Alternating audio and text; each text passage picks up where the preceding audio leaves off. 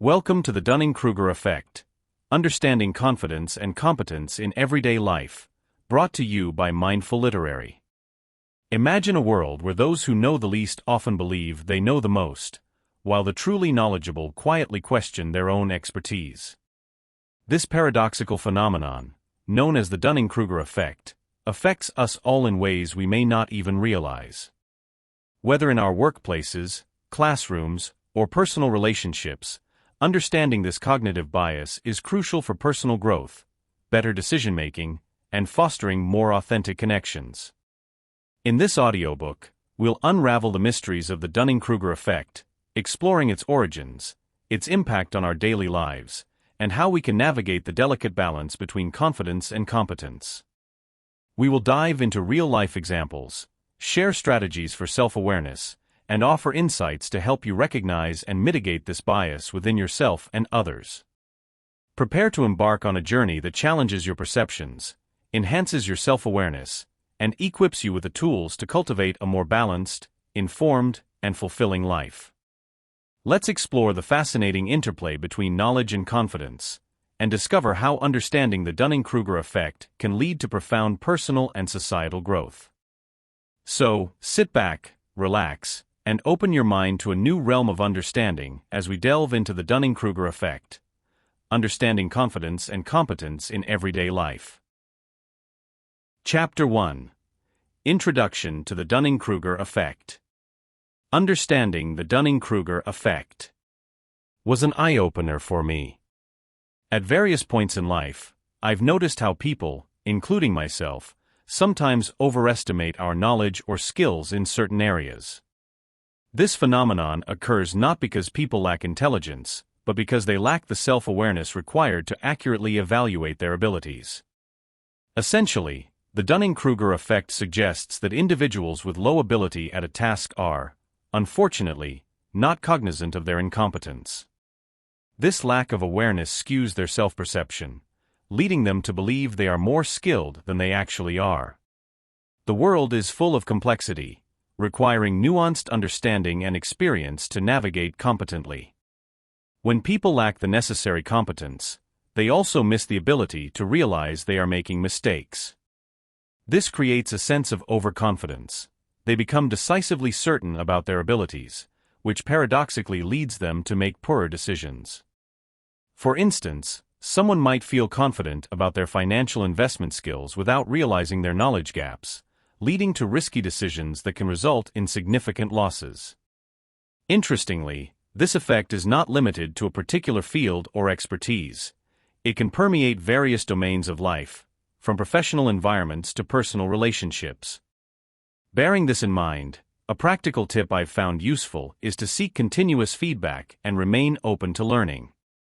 By acknowledging our limitations and regularly consulting with more knowledgeable individuals, we can mitigate the adverse effects of the Dunning-Kruger effect. No matter how skilled or experienced we think we are, there is always room for growth and improvement. Origins and development of the Dunning-Kruger effect. The Dunning-Kruger effect, a cognitive bias in which people with low ability at a task overestimate their own ability, can be traced back to ancient philosophical musings. Early scholars, such as Socrates, hinted at this phenomenon with notions like the only true wisdom is in knowing you know nothing. However, it was only at the cusp of the 21st century that this concept was formally identified and named by two social psychologists, David Dunning and Justin Kruger, at Cornell University. Their seminal 1999 study brought scientific rigor to these age-old observations. They conducted experiments that revealed a direct relationship between low skills and inflated self-assessment across various tasks, from grammar to logical reasoning. The recognition of the Dunning-Kruger effect was not an overnight achievement. It emerged from a rich tapestry of psychological theories and experimental findings. For instance, it builds on earlier concepts like metacognition, which is essentially thinking about one's own thinking. Scholars realized that those lacking skills in a particular area often also lack the metacognitive skills to recognize their deficiencies. This nuanced understanding has deepened with experiments showing that while competent individuals tend to underestimate their abilities, the incompetent overestimate theirs. A practical takeaway from studying the Dunning-Kruger effect is the importance of seeking feedback and being open to continuous learning. Regardless of expertise, maintaining a humble approach to knowledge can foster improvement and growth.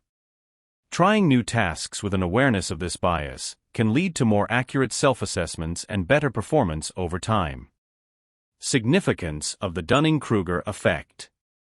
The Dunning-Kruger effect is a cognitive bias where individuals with low ability at a task overestimate their ability. This phenomenon can have profound implications in various aspects of life. For instance, in the workplace, it can affect job performance and team dynamics. Those who overestimate their abilities might take on tasks beyond their competence, leading to subpar results and potential failures. This overconfidence can cause friction with colleagues who may have to pick up the slack or redo the work. Additionally, it can hinder professional growth, as individuals might not seek out necessary training or feedback, believing they already possess the skills required. The implications extend to education, where students might misjudge their grasp of a subject, resulting in poor academic performance and missed opportunities for learning. In personal relationships, the Dunning-Kruger effect can shape interactions and perceptions profoundly. People who overestimate their communication skills may misinterpret social cues or fail to listen effectively, leading to misunderstandings and conflicts. They may dominate conversations, believing their input is more valuable, which can strain friendships and romantic relationships. This cognitive bias can also influence how individuals perceive advice from others, potentially ignoring valuable insights from more knowledgeable friends and family. On a societal level, the effect can play a role in public discourse and decision-making. When individuals with limited knowledge or experience hold strong opinions and spread misinformation, it can polarize communities and lead to poorly informed public policies. Understanding this effect can help foster humility and a willingness to seek out and respect expert opinions, ultimately enhancing collective decision-making processes. Moreover, the Dunning-Kruger effect is prevalent in the context of social media and digital interactions. With the rise of platforms where everyone has a voice, those suffering from this cognitive bias might contribute to the spread of misinformation. They might confidently share incorrect data or unfounded opinions, compounding the challenge for readers to discern credible sources. This not only muddles the information environment, but also makes it difficult for genuine expertise to be recognized and appreciated. Reflecting on the Dunning-Kruger effect in our own lives can be a humbling experience. By acknowledging areas where we might lack knowledge or skills, we open ourselves up to growth and learning. It's a gentle reminder of the value of lifelong learning and the importance of remaining curious and receptive to new information and perspectives. Chapter 2: The Cognitive Bias. Exploring cognitive biases. We all like to think we make rational decisions and see things as they are. Yet, lurking beneath our conscious thought processes are cognitive biases that can twist our judgments and perceptions. These biases are systemic patterns of deviation from norm or rationality in judgment, and they affect the choices we make, often in ways we don't even realize. From the decisions at work to our everyday interactions, cognitive biases subtly shape our world. Understanding these biases is the first step to mitigating their impact. They can affect everything from how you evaluate a job candidate to how you interpret a news story. Cognitive biases come in many forms, each affecting us in different ways. For instance, the confirmation bias leads us to favor information that confirms our existing beliefs, while ignoring evidence that contradicts them. This can reinforce stereotypes and hinder open-mindedness. The availability heuristic is another common bias where people overestimate the importance of information that is most readily available to them, such as vivid or recent memories, causing misjudgments about frequency or likelihood. Anchoring bias can make us overly reliant on the first piece of information we receive, affecting subsequent decisions. Imagine negotiating a salary, where the initial offer sets the tone for the entire discussion. The halo effect can cause us to let a single trait, like attractiveness, influence our overall impression of a person, distorting our judgment of their other qualities.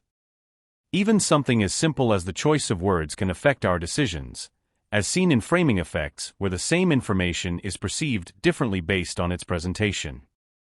Understanding these biases isn't just an academic exercise.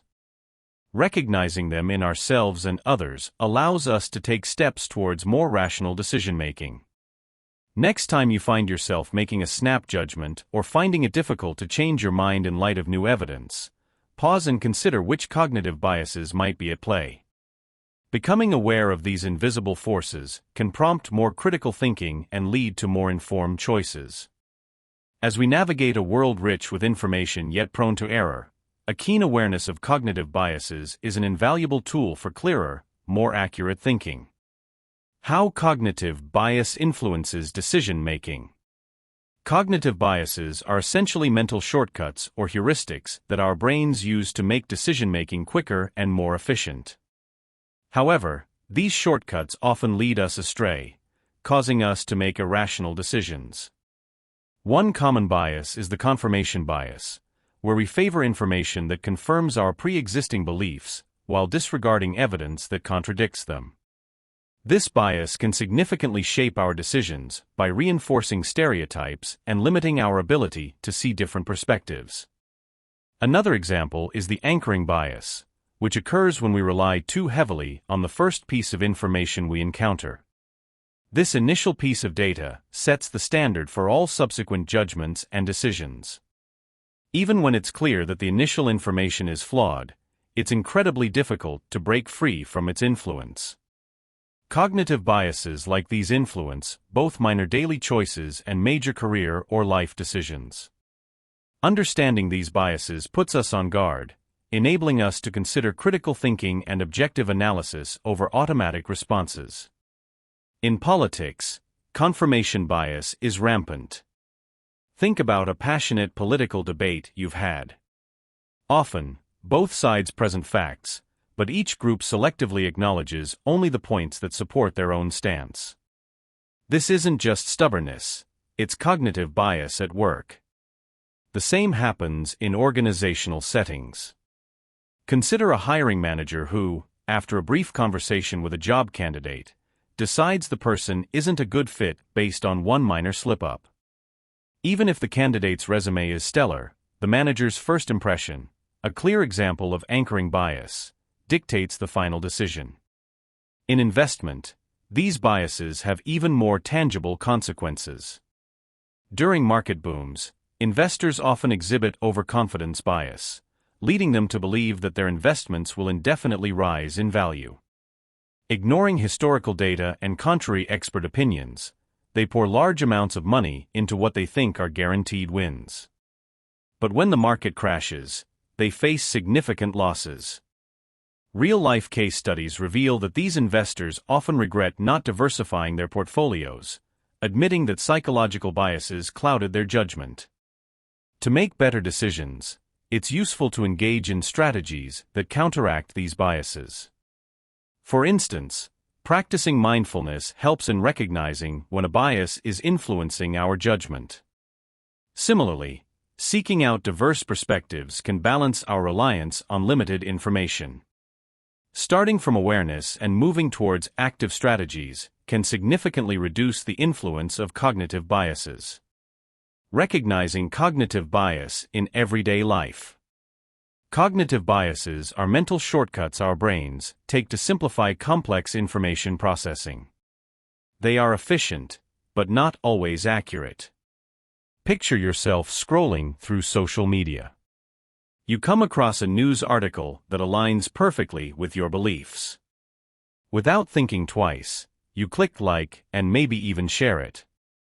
This is confirmation bias in action.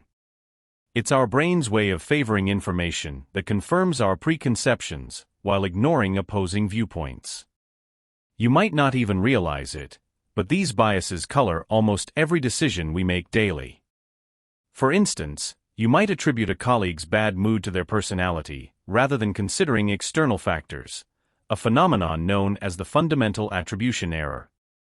By understanding these biases, we become more adept at recognizing their occurrence in our routines, allowing us to question and analyze rather than accept things at face value.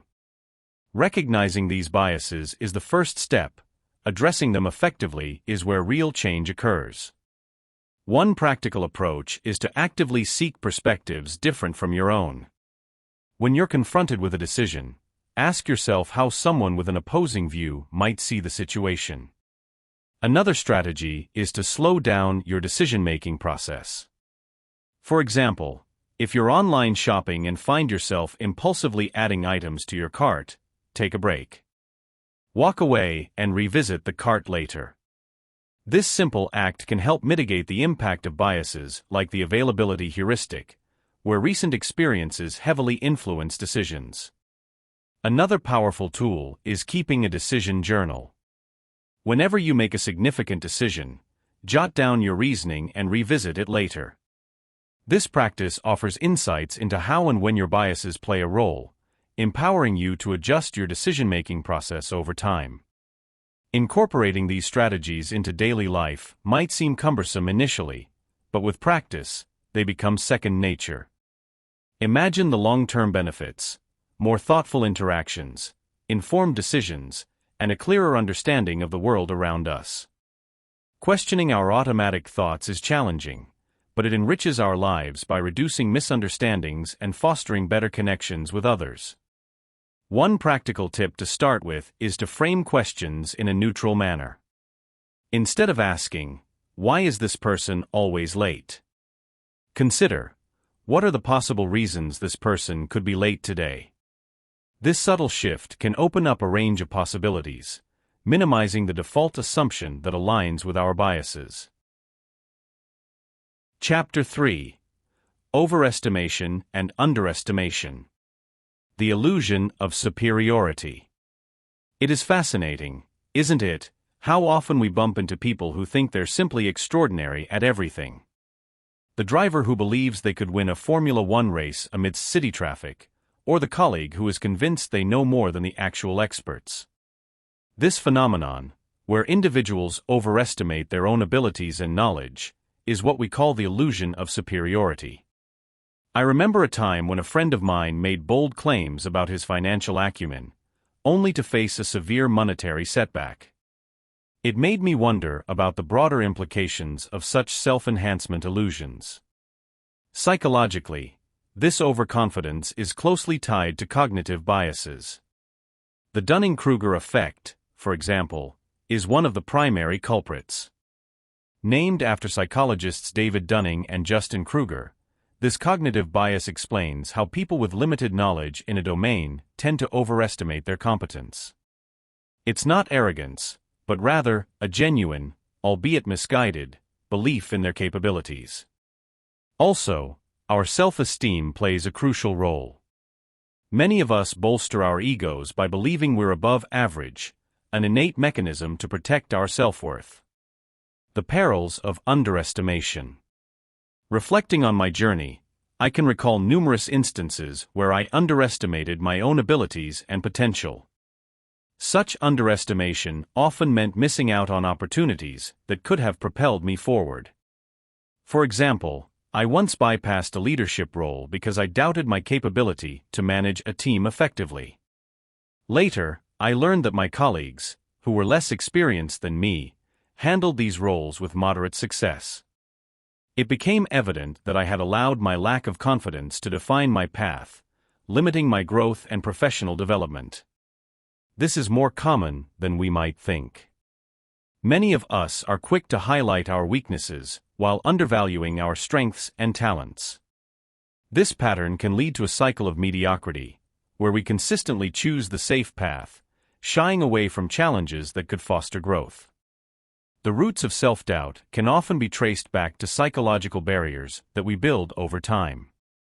Fear of failure, past negative experiences, and the influence of critical voices, be it from authority figures or our own inner critic, play significant roles in restricting our growth. I remember vividly, during my school days, A teacher's offhand comment about my lack of potential in mathematics haunted me for years. It wasn't until later in life that I challenged this belief and discovered my capability in analytical thinking tasks. Understanding these psychological barriers is crucial. Once we identify these restrictive patterns, we can work towards dismantling them. It's essential to create environments, both mentally and physically, that encourage self-belief and personal growth. Engaging in positive self-talk, seeking out supportive mentors, and focusing on incremental achievements can help us overcome our inner barriers. In recognizing the propensity to underestimate ourselves, a practical tip I've adopted is to regularly reflect on past accomplishments, no matter how small. Documenting these successes and reviewing them periodically can remind us of our capabilities and the progress we've made. This habit cultivates a resilient mindset, essential for embracing new challenges and pushing beyond self-imposed limitations. Balancing confidence and competence. I have often found myself at crossroads where balancing confidence and competence became a tricky endeavor. Confidence, that unwavering trust in one's abilities, enables us to step forward bravely. Competence is the practical skill and knowledge one acquires over time. Balancing these two aspects is crucial for personal and professional growth. Exploring strategies to maintain such equilibrium starts with recognizing that both confidence and competence feed off each other. Imagine standing before a complex task. Your confidence might push you to tackle it head-on, but without the necessary competence, the outcome could be a setback. So, how do we maintain this balance? One way is to constantly step out of our comfort zones and test ourselves in new scenarios. This practice helps us build competence through experience, which in turn reinforces our confidence. Another strategy is seeking feedback. Constructive criticism offers an external perspective on our skills and knowledge, often highlighting areas we might overlook. Surrounding ourselves with mentors and peers who can provide sincere feedback accelerates our growth and bridges the gap between perceived and actual competence. Lies at the heart of balancing confidence and competence. Self-assessment means evaluating our skills and abilities truthfully. This involves regularly reflecting on our performance, identifying strengths and weaknesses, and setting realistic goals for improvement. Continuous improvement is driven by learning. Knowledge is not static, and neither should be our skills. Embracing a growth mindset where learning is viewed as a lifelong journey can be transformative. This includes taking up courses, engaging in workshops, reading extensively, and applying what we learn to real-world scenarios. In my journey, adopting a mindset of humility has been particularly valuable. Acknowledging that there is always room for improvement not only keeps us grounded, but also hungry for knowledge. It is this balance of striving for excellence, while remaining open to learning that forms the backbone of true competence. Here's something practical. Maintain a balance by setting concrete, yet challenging, goals that push your boundaries and periodically reflect on your progress. This way, every success builds confidence, and every challenge tackled improves competence. Chapter 4. Impacts on Learning and Education. Effects of the Dunning-Kruger Effect in the Classroom. The Dunning-Kruger Effect is a cognitive bias where individuals with low ability at a task overestimate their ability. It's an interesting phenomenon that plays out in classrooms in intriguing ways. I often see students who perceive themselves as highly competent when their understanding is, in fact, superficial. Because these students believe they grasp the material, they are less likely to engage deeply with the learning process. This can lead to a cycle of underperformance. Their inflated self-assessment means they don't seek help, review their work critically, or take advantage of learning resources. Beyond individual performance, this effect sometimes affects classroom dynamics as well. For instance, confident but mistaken students often dominate discussions, potentially spreading misinformation. This scenario can undermine the learning environment by causing confusion among peers. On the flip side, students who accurately assess their abilities and understand their weaknesses are more likely to exert effort to improve. They actively participate, ask questions, and seek feedback, fostering a richer learning experience. Encouraging self-awareness and promoting a growth mindset can mitigate some negative impacts and enhance overall academic performance. Teachers face significant challenges when dealing with the Dunning-Kruger effect in the classroom. One of the main issues is accurately identifying which students are overestimating their understanding.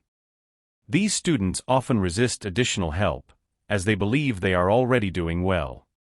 This misplaced confidence can make it difficult for educators to provide the targeted support these students need. Another challenge is finding ways to balance the classroom dynamic. Group work, for instance, can become problematic when certain students dominate based on false confidence. This can lead to tensions among peers and inhibit collaborative learning. For students, the effect can be a barrier to self-improvement. Those experiencing it may not benefit fully from constructive criticism, as they are less likely to recognize their mistakes. It can be quite frustrating for students who do accurately assess their abilities, as they may feel overshadowed or undervalued in group settings. The implications for education are significant, as addressing this cognitive bias is crucial for fostering effective learning environments. Encouraging metacognition, where students think about their own learning processes, can help. Teachers can incorporate reflective practices, such as self-assessment checklists and peer reviews, to encourage students to more accurately evaluate their abilities and work. This, in turn, can lead to more targeted learning strategies and better overall academic outcomes. Practical tip: one effective way to combat the Dunning-Kruger effect in the classroom is through regular, anonymous formative assessments. These low-stakes assessments provide students with feedback on their actual performance without the pressure of grades, helping them calibrate their self-assessment more accurately. Improving learning outcomes with awareness of the effect. We've all had those moments where someone in our study group, or maybe even ourselves, feels particularly confident yet seems to miss the mark with their understanding of a topic. This phenomenon, often described by the Dunning-Kruger effect, highlights a kind of cognitive bias where individuals with low ability at a task overestimate their ability. It is eye-opening when we recognize it, not just as a social observation, but as a fundamental obstacle to effective learning outcomes. Realizing this effect can steer us in developing strategies focused on enhancing actual skill and awareness, fostering a deeper understanding and better judgment in learners.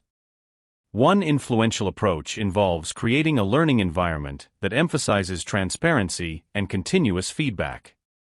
When students are encouraged to engage in self-assessment and receive regular, constructive feedback, they start recognizing their true level of competence.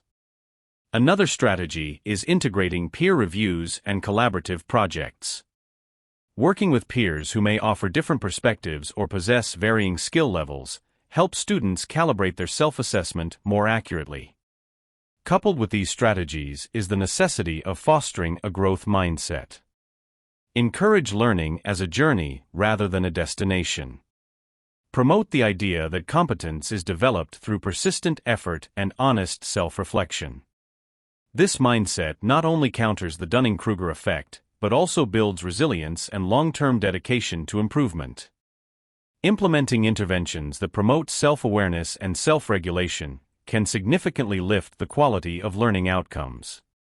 Practical interventions such as journaling nurture self-awareness by providing learners with a space to reflect on their experiences, understand their strengths and weaknesses, and set personal learning goals. These reflections are critical for developing a realistic self-assessment. Incorporate metacognitive strategies, teaching learners how to plan, monitor, and evaluate their own learning processes. This might involve guiding students through goal-setting exercises, helping them track their progress with learning logs, and using checklists to ensure they are meeting their objectives. The beauty of these strategies lies in their simplicity and efficacy. they can be seamlessly integrated into existing curricula and adapted to various learning contexts. Moreover, developing a culture that values open communication and vulnerability can enhance self-regulation. When students feel safe to express uncertainty and ask for help, they are more likely to recognize and address their knowledge gaps. Facilitators can play a critical role here by modeling these behaviors, showing that learning is a complex process, and even experts continuously refine their understanding. A practical tip for educators and learners alike is to engage in regular reflection sessions. Whether through group discussions, personal journals, or feedback loops, consistent reflection helps consolidate learning experiences, making it easier to adjust and adapt strategies for better outcomes. Emphasizing self-awareness and self-regulation within educational practices can transform not only individual learners, but also the broader educational landscape, fostering a community that values growth, accuracy, and continuous improvement. Educational strategies to mitigate the Dunning-Kruger effect.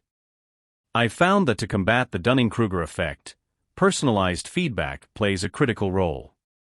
When learners receive specific and constructive feedback tailored to their individual performances, they're more likely to recognize the disparities between their perception and reality. This requires instructors to maintain a close watch on each student's progress and to point out areas of improvement, while also acknowledging their strengths. This balanced attention can gently help students bridge the gap between their self-assessment and their actual abilities. An anecdotal example comes to mind where a student consistently underperformed in assessments, but believed they were excelling.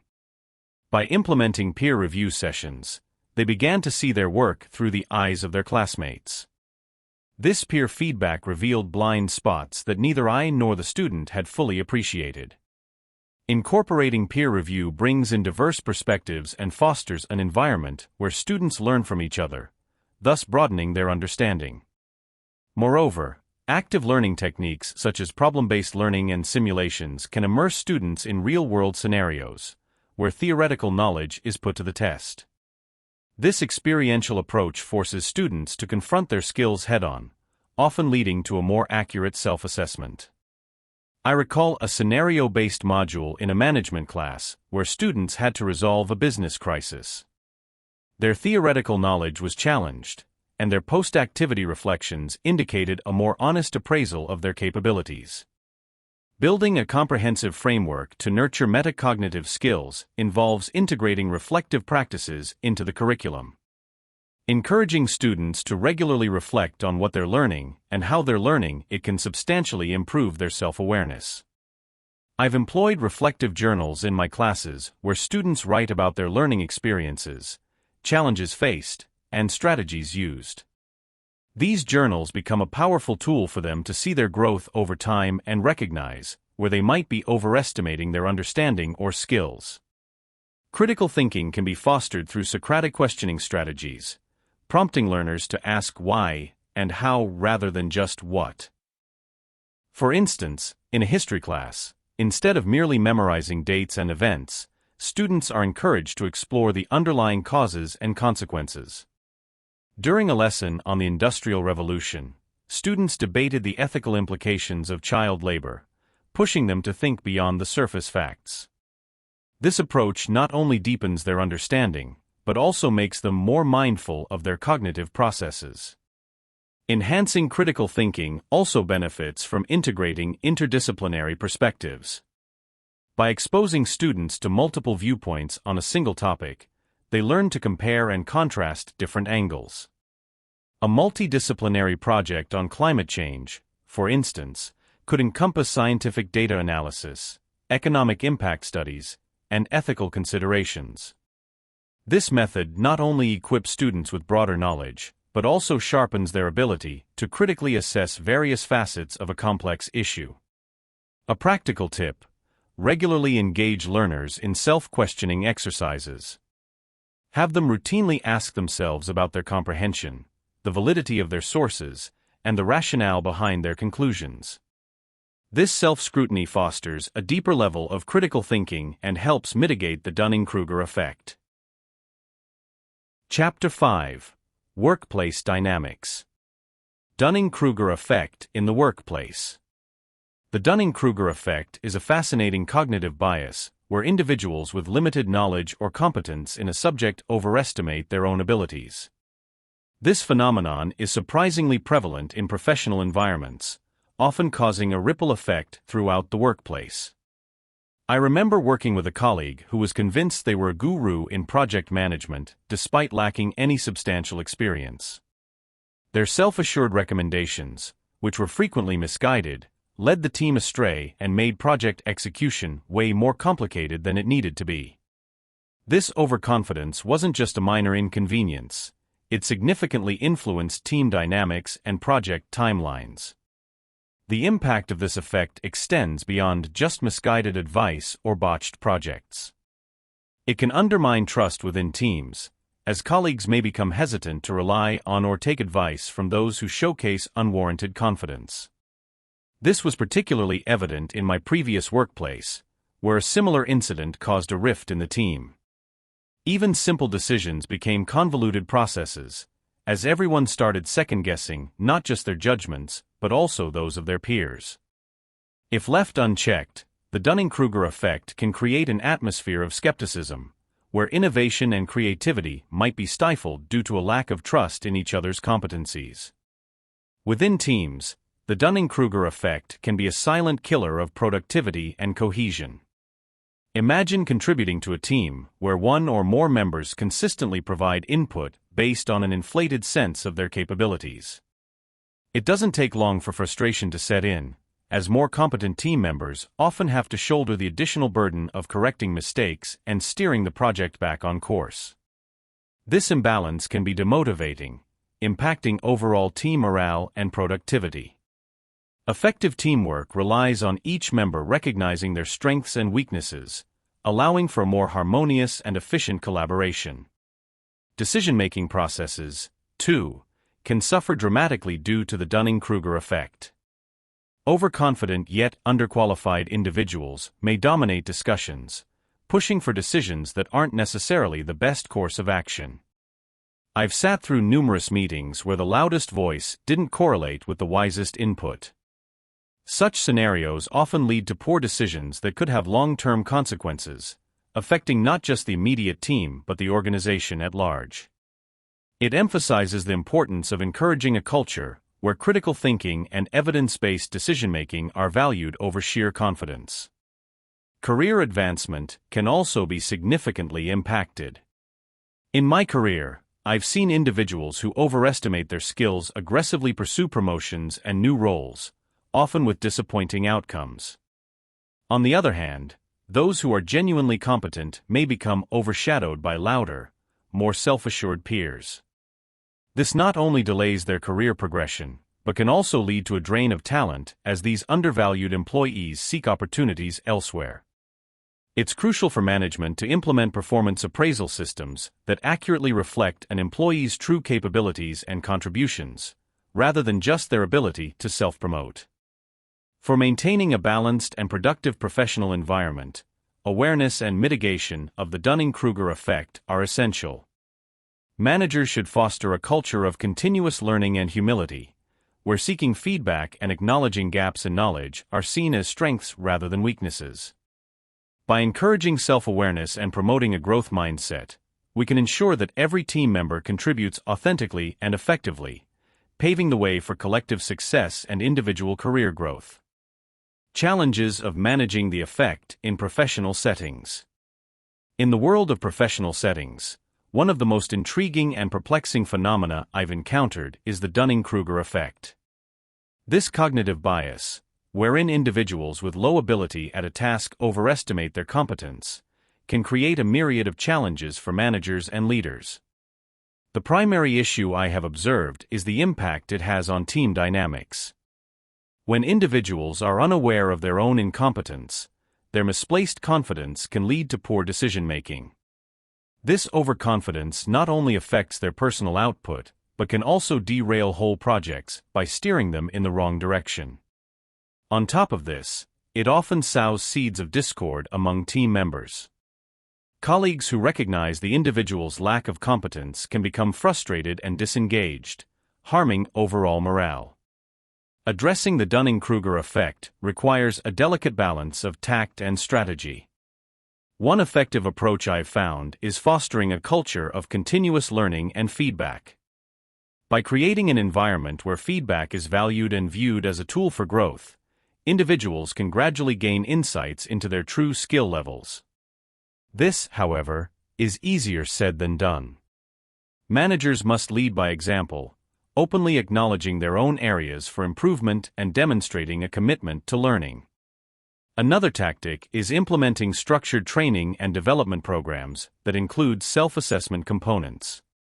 These programs can help individuals better understand their skills relative to the requirements of their role.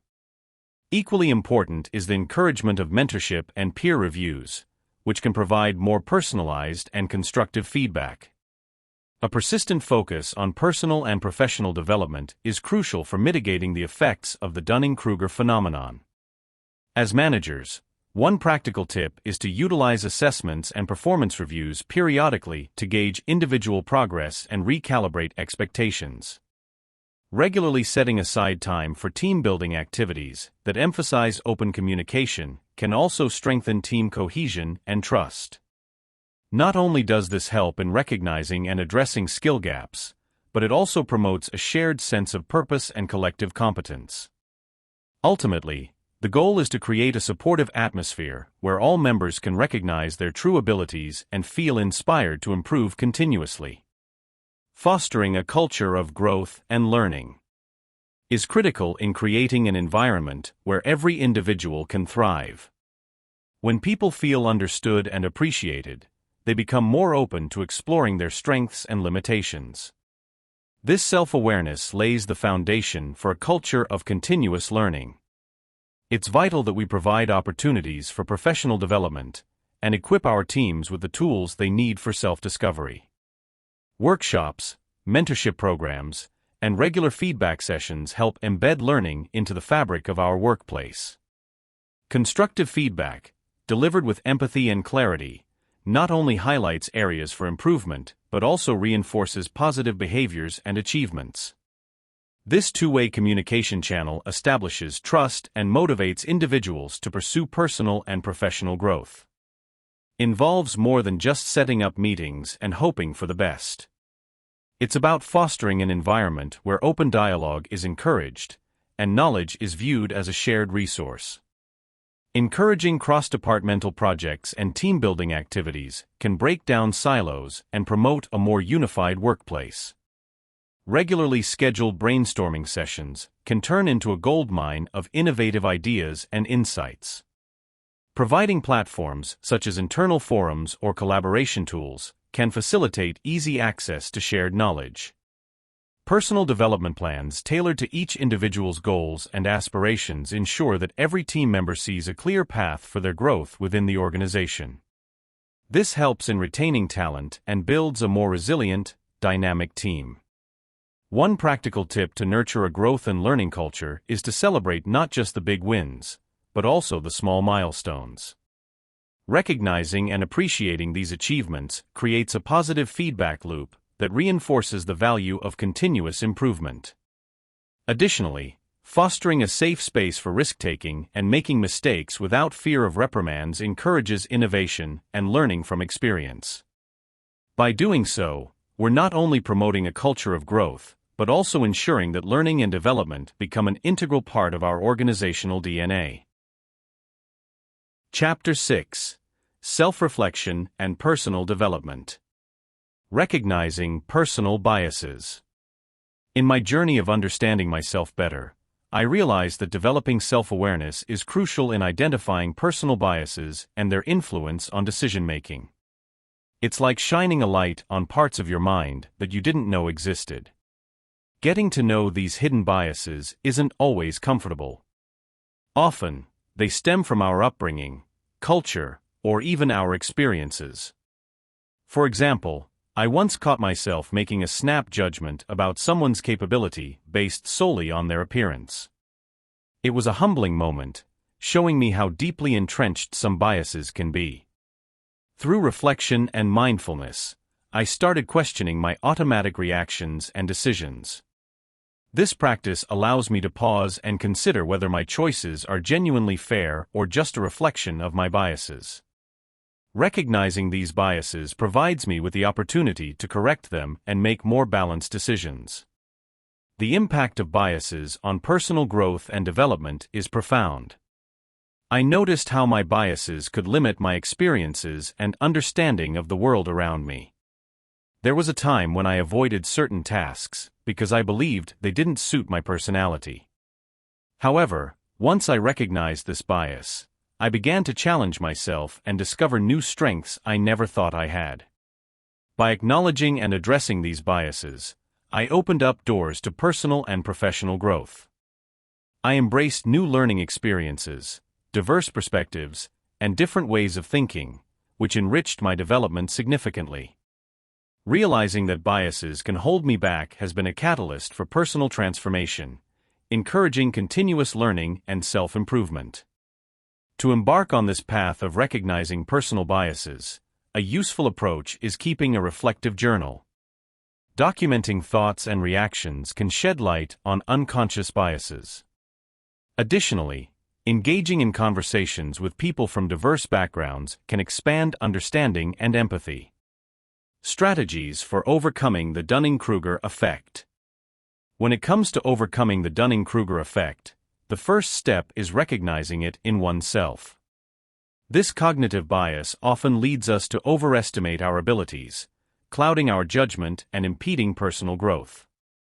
It's essential to cultivate an awareness of this bias to pave the way for effective strategies.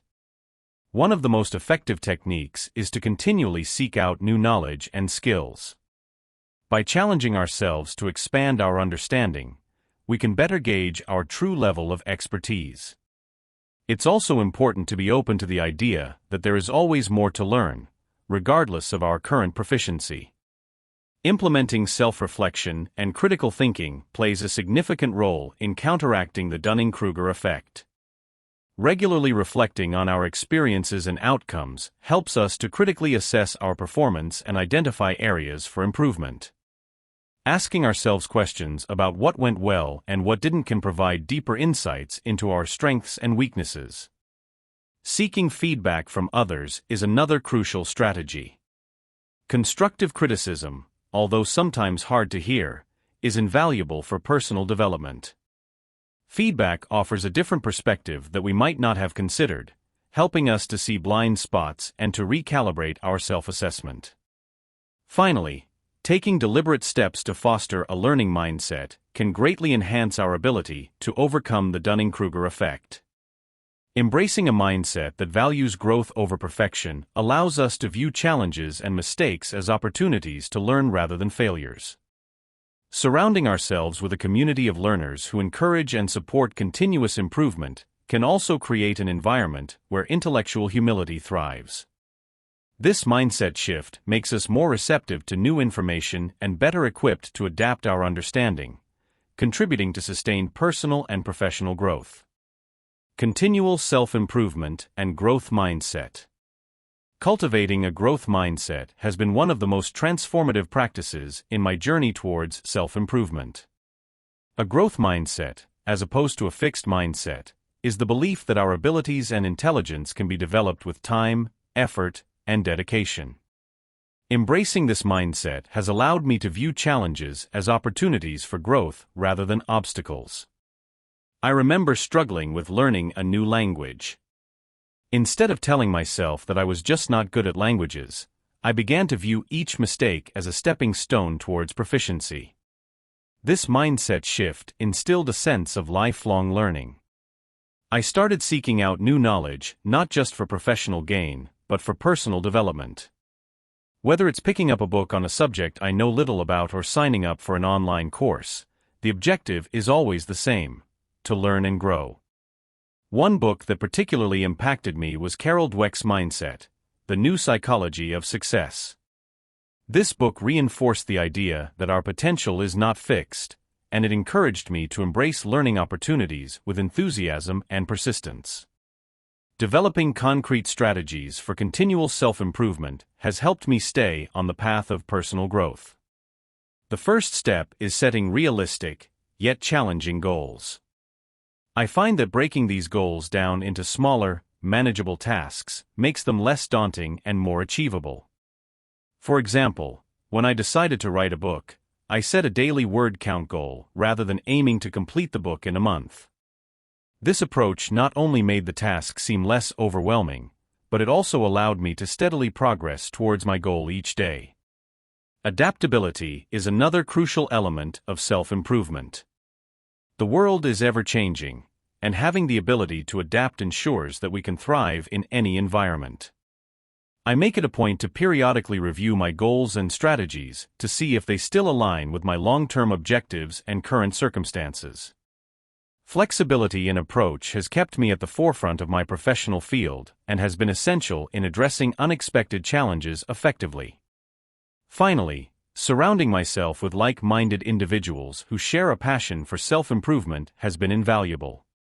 These relationships provide mutual support, inspiration, and accountability. It's through open conversations and shared experiences that I've gleaned some of the best advice and insights for my personal development journey.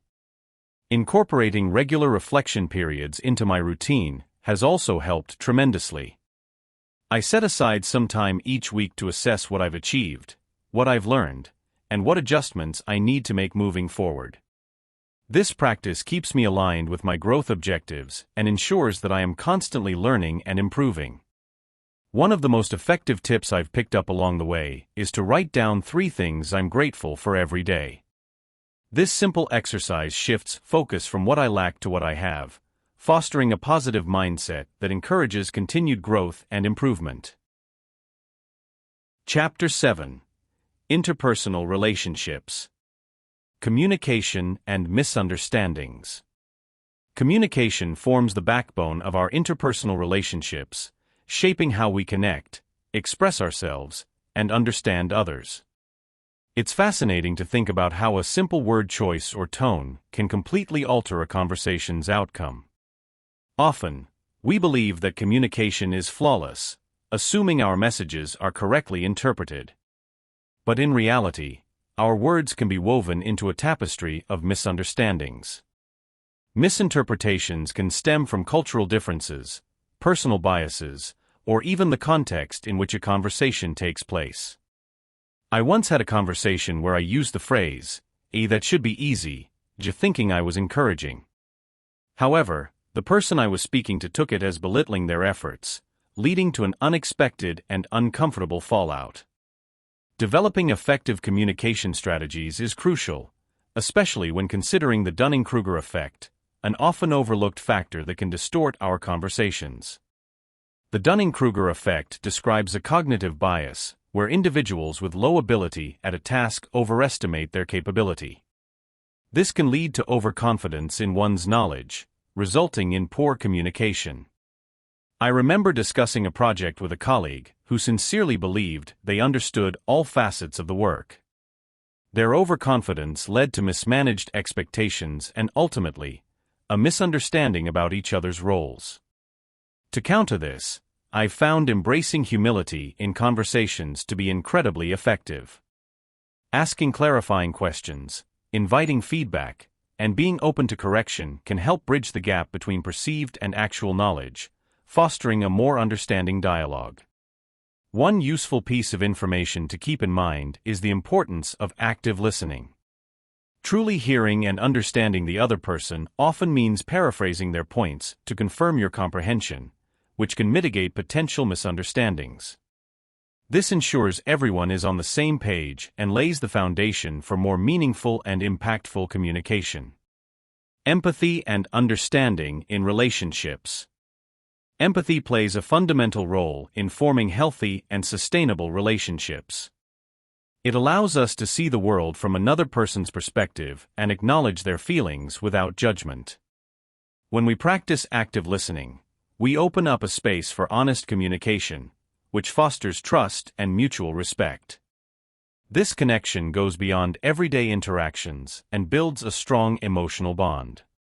By genuinely understanding each other's experiences, we alleviate feelings of loneliness and forge a deeper connection that can endure challenges and disagreements. When conflicts and misunderstandings arise, navigating them with empathy and compassion can transform a potentially damaging argument into an opportunity for growth. Instead of reacting with anger or frustration, taking a moment to breathe and consider the other person's feelings can make all the difference. I remember a time when I had a misunderstanding with a close friend. Instead of jumping to conclusions, I asked questions to understand their perspective. This approach not only resolved the conflict, but also strengthened our friendship. By developing these skills, we can turn moments of tension into stepping stones towards stronger relationships. Practicing empathy during conflicts helps communicate that you value the relationship and are willing to work through difficulties together. A practical tip: before responding in a heated situation, try to repeat what the other person has said in your own words.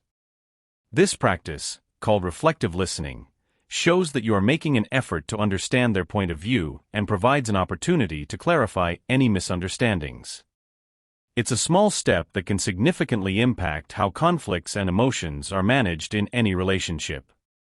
Building bridges and resolving conflicts.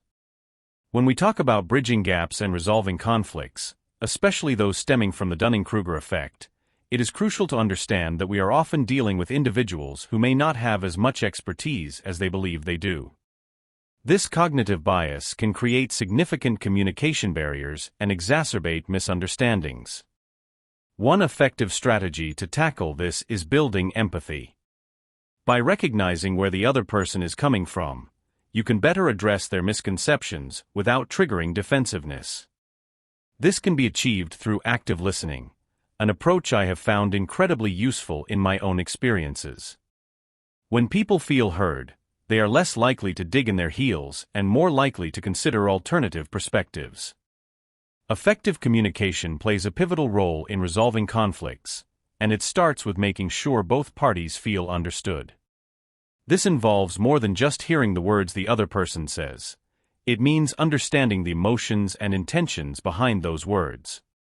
For instance, restating the other person's argument in your own words to confirm understanding can clarify points and prevent miscommunication. Additionally, compromise is essential in reaching resolutions. It's not about winning or losing, but finding a mutually acceptable solution. Seeking common ground often reveals shared goals and values that can serve as the foundation for resolving the conflict. I've seen relationships flourish when individuals focus on what they both care about rather than where they disagree. Another valuable aspect of resolving conflicts is the willingness to concede when necessary. Sometimes, letting go of the need to be right can pave the way for more productive discussions. Monitoring our own biases during conflicts can also foster a more open and honest dialogue. Effective conflict resolution often means prioritizing the relationship over being right. Next time you find yourself in a heated discussion, try taking a step back and evaluating if the need to win is worth the potential harm to the relationship. This approach not only helps in resolving the current conflict, but also builds a stronger foundation for future interactions. Chapter 8: Leadership and Management. Navigating the Dunning-Kruger Effect as a leader. As a leader, one of the most perplexing challenges I've faced is dealing with the Dunning-Kruger Effect within my team. This cognitive bias can make people with low ability in a particular area overestimate their competence, while those who are truly skilled might underestimate their capabilities. This dynamic can create significant hurdles, particularly in decision-making and team cohesion. It's frustrating when employees who lack the necessary skills are overly confident in their abilities, often leading to poor decisions and inefficiencies. On the flip side, talented team members might doubt themselves, holding back their potential contributions out of fear of being wrong. Recognizing the presence of the Dunning-Kruger effect isn't always straightforward. Overconfident individuals tend to dominate conversations and decision-making processes, creating an imbalance that can impede progress. This overconfidence can also lead to resistance to constructive feedback, making it difficult to address and correct misunderstandings or deficiencies. Meanwhile, the underestimation of abilities by skilled team members can result in missed opportunities for innovation and improvement, as these individuals may shy away from taking initiative or voicing their ideas. This duality presents a complex challenge for any leader striving to foster an effective and collaborative environment. To navigate the challenges of the Dunning-Kruger effect, I've found that creating a culture of continuous learning and open communication is crucial. Encouraging team members to engage in regular self-assessment and skill development can help to bridge the gap between perceived and actual competence. Providing honest, constructive feedback in a supportive manner helps individuals better understand and improve their abilities. It's also vital to recognize and validate the contributions of skilled team members, giving them the confidence to step into leadership roles and share their insights. Another effective strategy involves fostering a psychologically safe environment where team members feel comfortable admitting their knowledge gaps and seeking help when needed. Promoting a growth mindset within the team encourages everyone to view challenges as opportunities for learning rather than threats. This shift in perspective can reduce the anxiety skilled individuals may feel about their performance, empowering them to take more risks and contribute more freely. Additionally, implementing mentorship programs can be extremely beneficial. Pairing less experienced employees with seasoned professionals enables knowledge transfer and helps to mitigate overconfidence by providing a broader context and deeper understanding of the work.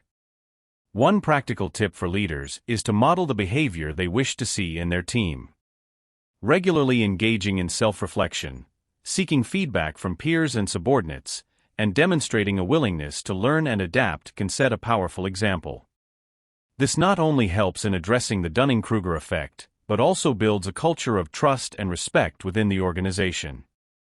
By being transparent about my own areas for improvement and actively working on them, I've noticed that my team feels more comfortable doing the same, leading to a more balanced and effective working environment. Effective leadership and self-awareness. Self-awareness and emotional intelligence play an indispensable role in effective leadership.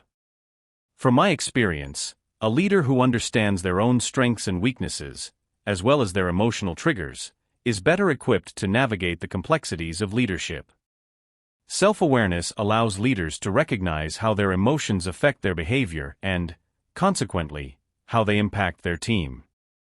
Through my journey, I've come to realize that emotional intelligence, which encompasses self-awareness, empathy, and social skills, is often a more critical determinant of leadership success than technical abilities or intellectual prowess.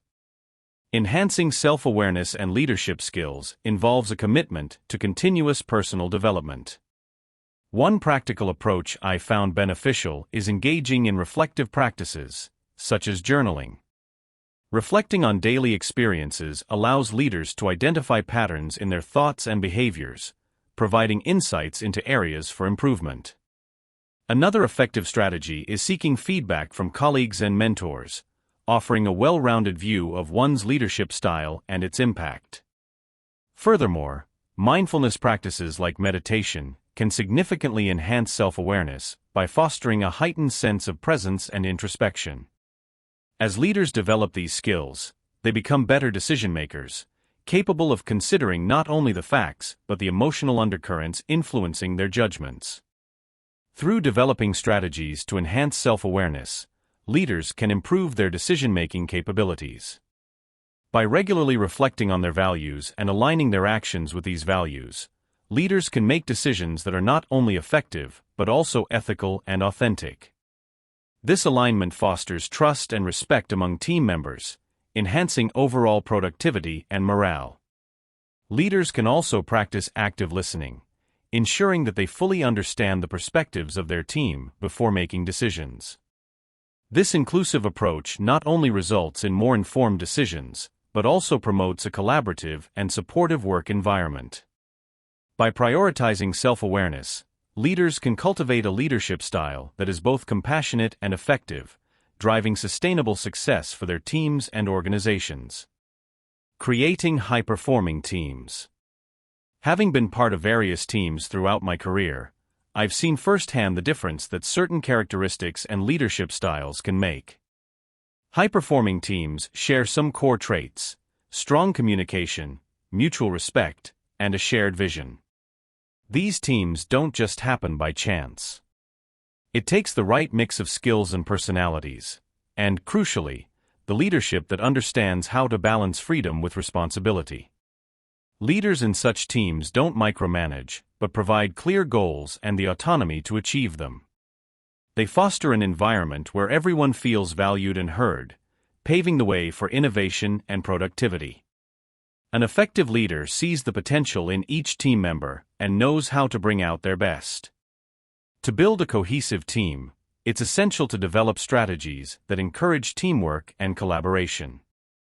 I remember a project where diverse skills played a pivotal role in our success. We strategically paired people with complementary skills, encouraging them to learn from each other. Regular team-building exercises helped us understand each other's strengths and weaknesses, allowing us to communicate more effectively and work together seamlessly. Inclusivity was also critical. By embracing different perspectives, we could approach challenges from various angles, which invariably led to more innovative solutions. Collaborating effectively requires trust, which means being open, honest, and willing to support each other. Fostering an environment where team members feel safe to share ideas without fear of judgment is crucial for such teamwork to flourish. Understand that every team member brings something unique to the table. Leveraging diverse backgrounds and skills can be a game changer, whether it's to drive creativity, problem-solving, or adaptability. One effective strategy one found was to regularly rotate roles within the team, which not only helped everyone appreciate the different facets of our project, but also encouraged continuous learning and skill development. Leadership plays a key role in this by recognizing individual strengths and finding ways to align them with the team's goals. Setting up a mentorship program within the team can also help in skill sharing and professional growth, fostering a culture of continuous improvement. Chapter 9: Decision-Making and Risk Management. Implications of the Dunning-Kruger Effect on Risk Assessment. The Dunning-Kruger Effect can significantly impact how we assess risks and make decisions. This cognitive bias describes how individuals with low ability at a task overestimate their competence, while those more skilled may underestimate theirs. Think about a novice investor who feels overly confident in their ability to pick winning stocks, while an experienced one might be more aware of the market's complexity and approach investment decisions more cautiously. This skewed self-assessment can lead to poor decision-making, with overconfident individuals underestimating risks, ignoring warning signs, or failing to take necessary precautions. Overconfidence born from the Dunning-Kruger effect makes one blind to potential pitfalls, potentially leading to disastrous outcomes. The effect not only applies to finance, but seeps into everyday decisions, workplace judgments, and even personal safety assessments. Understanding the influence of the Dunning-Kruger effect is crucial, but equally important are strategies to mitigate its impact. One effective approach is fostering a culture of continuous learning and self-awareness. Encouraging individuals to seek feedback regularly can help them calibrate their self-assessments more accurately. Another strategy is promoting humility and self-doubt as positive traits, rather than as weaknesses. It's also helpful to use structured decision-making processes, such as checklists or risk matrices, which can force a more rational and methodical analysis of potential risks. By broadening one's knowledge base and seeking out diverse perspectives, the overconfidence that characterizes the Dunning-Kruger effect can be tempered. Additionally, creating an environment where questioning is encouraged can help uncover blind spots and lead to better risk management. Next time you're faced with a decision, take a moment to reflect on your level of expertise and consider seeking outside opinions. Simple tactics like this can make a tremendous difference in accurately assessing risks and making smarter, more informed choices. Tools for enhancing decision-making.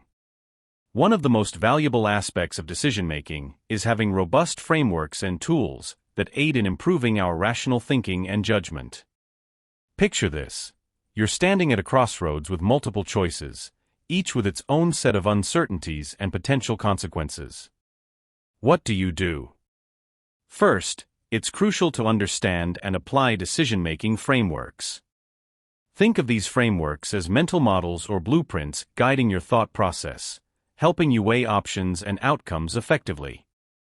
Tools like decision trees, which map out possible choices and their consequences, are incredibly useful. They break down complex decisions into simpler, more manageable parts, making it easier to analyze each option's potential impact. Let's embrace the power of critical thinking, data analysis, and evidence-based reasoning in our decision-making processes. Critical thinking involves questioning assumptions and evaluating evidence critically, rather than accepting arguments at face value. It's the backbone of good judgment. Data analysis, on the other hand, provides the empirical foundation for our decisions. Imagine having a wealth of information at your fingertips: sales figures, customer feedback, market trends, and using this data to predict future outcomes. That's where tools like statistical analysis and predictive modeling come into play. By leveraging these tools, we can make informed decisions backed by solid evidence. Evidence-based reasoning pulls all these elements together, reinforcing our judgment with corroborating data and logical reasoning, ensuring our decisions are both rational and justifiable. Minimizing bias in strategic choices. It's astonishing how subtle biases can sneak into our decision-making processes, especially when we're making strategic choices that can impact the future direction of a business or organization. One common bias is confirmation bias, where we have a tendency to favor information that confirms our existing beliefs and discard information that contradicts them. This can lead to making decisions based on incomplete or skewed data, resulting in choices that are not fully informed or optimal. Another prevalent bias is the overconfidence bias, where we overestimate the accuracy of our judgments and underestimate the risks involved. This can result in overly ambitious plans that aren't grounded in realistic expectations. Anchoring bias is another one to watch out for. This occurs when we rely too heavily on the first piece of information we come across, even if it's not the most relevant or accurate. This can skew the entire decision-making process as subsequent information is viewed through the lens of the initial anchor. Lastly, there's groupthink, a phenomenon where the desire for harmony and conformity within a group leads to irrational or dysfunctional decision-making outcomes. People tend to suppress dissenting opinions and avoid conflict, resulting in strategic choices that lack critical examination and diverse perspectives. To minimize these biases, it's essential to foster a culture of critical thinking and openness, where questioning assumptions and considering alternative viewpoints is encouraged. One effective strategy is to implement structured decision-making processes that require a thorough analysis of all available data and the consideration of diverse perspectives. Using decision matrices or decision trees can help ensure that all relevant factors are considered and weighed appropriately. Additionally, involving a diverse group of individuals in the decision-making process can help to surface different viewpoints and mitigate the effects of individual biases. It's also valuable to establish a routine practice of reflecting on past decisions to identify any biases that may have influenced them. This can provide valuable insights for future decision-making and help to cultivate an awareness of where biases might creep in. Seeking input from external consultants or advisors can provide an objective perspective and help to counteract internal biases. Finally, promoting an environment where dissenting opinions are valued and where decision-making is seen as a collaborative effort can go a long way in reducing the impact of biases and improving the quality of strategic choices. Chapter 10: Psychological and Societal Implications. Mental Health Perspectives. The Dunning-Kruger Effect, a cognitive bias where individuals with low ability at a task overestimate their competence, has profound psychological impacts. Living in an era where confidence often overshadows competence, many are susceptible. This phenomenon presents a real challenge. It often manifests in everyday situations, from the workplace to social settings, leading to misunderstandings and frustrations. The psychological toll is substantial. For those overestimating their abilities, the eventual realization of incompetence can shatter self-esteem, lead to anxiety or depression, and foster a sense of inadequacy. Moreover, witnessing others making misguided decisions with unwarranted confidence can be incredibly stressful, inducing feelings of powerlessness and frustration. The emotional distress is palpable, often culminating in strained relationships and diminished mental health. Identifying coping mechanisms and interventions is crucial for individuals affected by the Dunning-Kruger Effect. First, self-awareness is fundamental. Regular self-assessment helps in objectively evaluating one's skills and knowledge. Educating oneself to recognize the signs of cognitive biases aids in mitigating their impact. Behavioral strategies, such as setting realistic goals and seeking continuous feedback, contribute significantly to personal growth. Professional help, like coaching or therapy, can provide structured support. Engaging with mentors or trusted allies who offer candid feedback can anchor one's perceptions in reality, fostering healthier mental well-being. Encouraging environments that promote humility and open dialogue can also mitigate the adverse effects. Taking breaks to reflect on experiences and constructively addressing personal limitations transforms potential despair into opportunities for growth. Understanding these psychological nuances and adopting proactive strategies ensures that navigating the complex landscape of competence illusion becomes more manageable.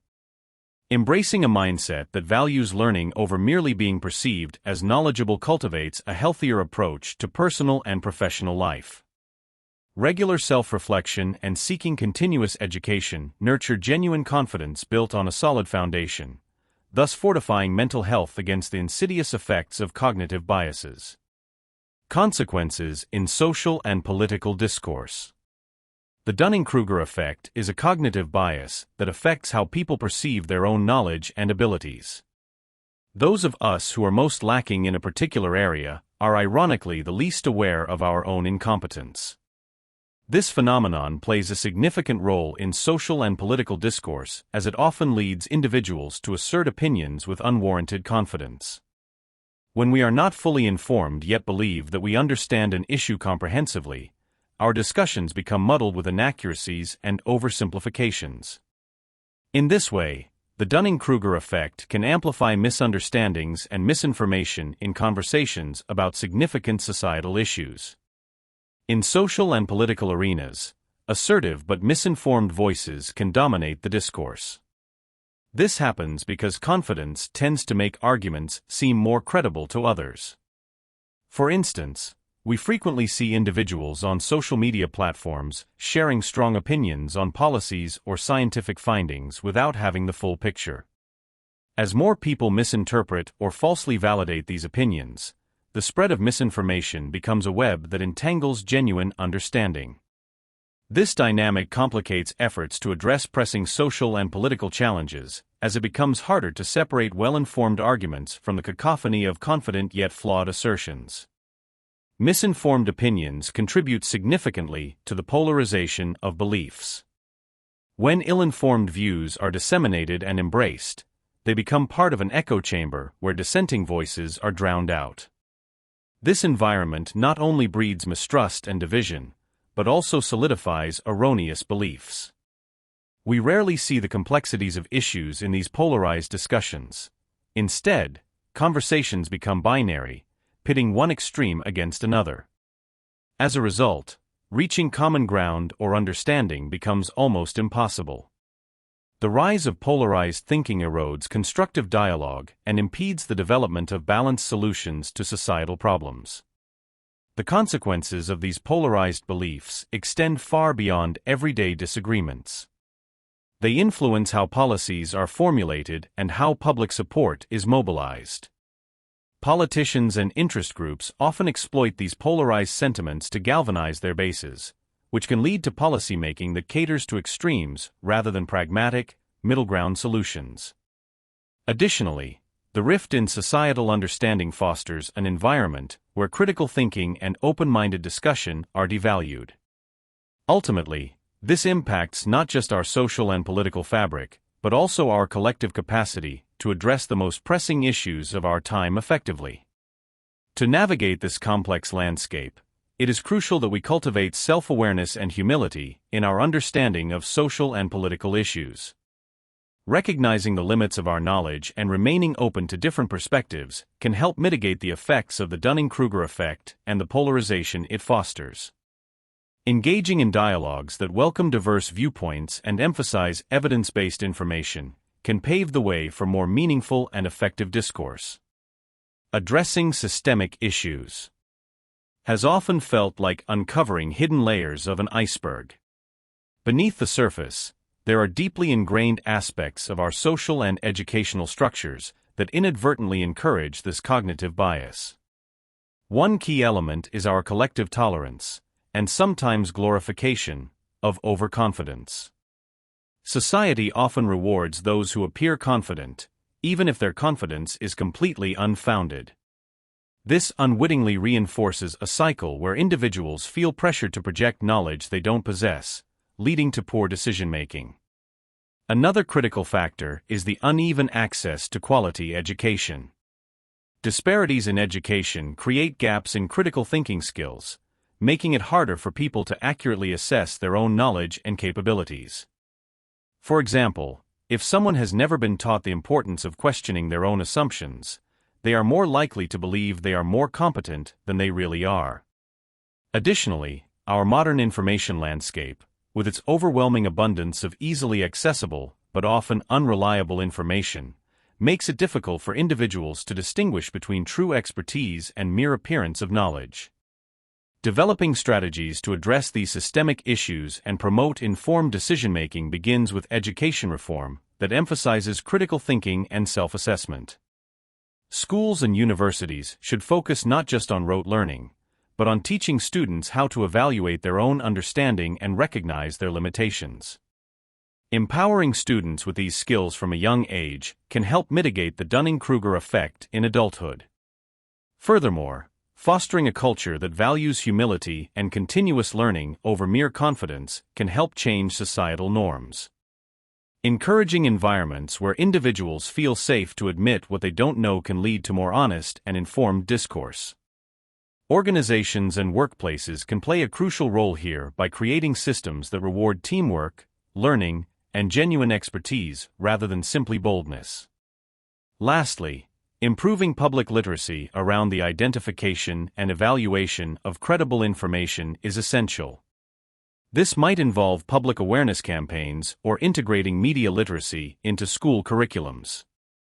Equipping people with the tools to critically analyze the information they consume can help weaken the grip of the Dunning-Kruger effect. Starting today, we can take small steps towards these goals, whether it's questioning our own knowledge more frequently or valuing the expertise of others.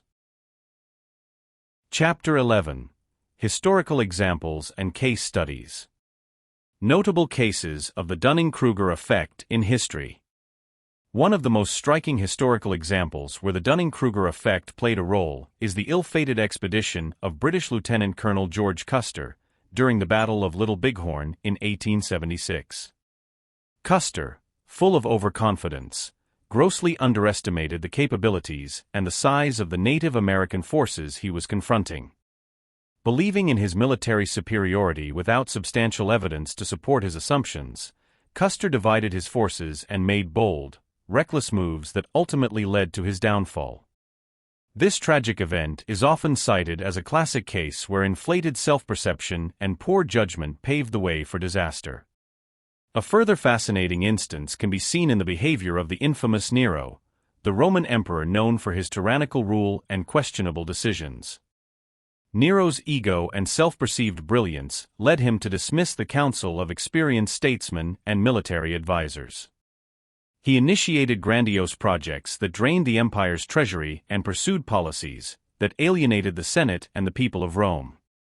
His misplaced confidence tremendously impacted his ability to govern effectively, culminating in a series of revolts that ended his reign. In more recent history, consider the case of Ignaz Semmelweis, often termed the savior of mothers, whose observation and subsequent hypothesis about antiseptic procedures in the 1840s met with fierce resistance from the medical community.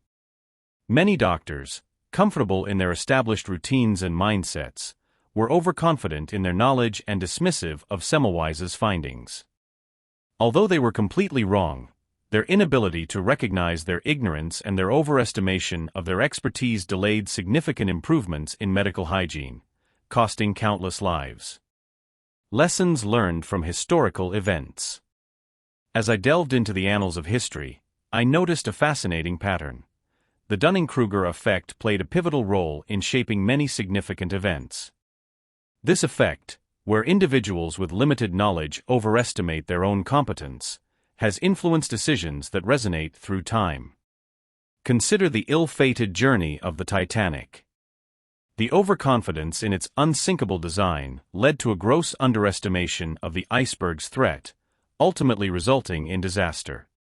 By extracting insights from such events, we learn that humility and continuous learning are crucial.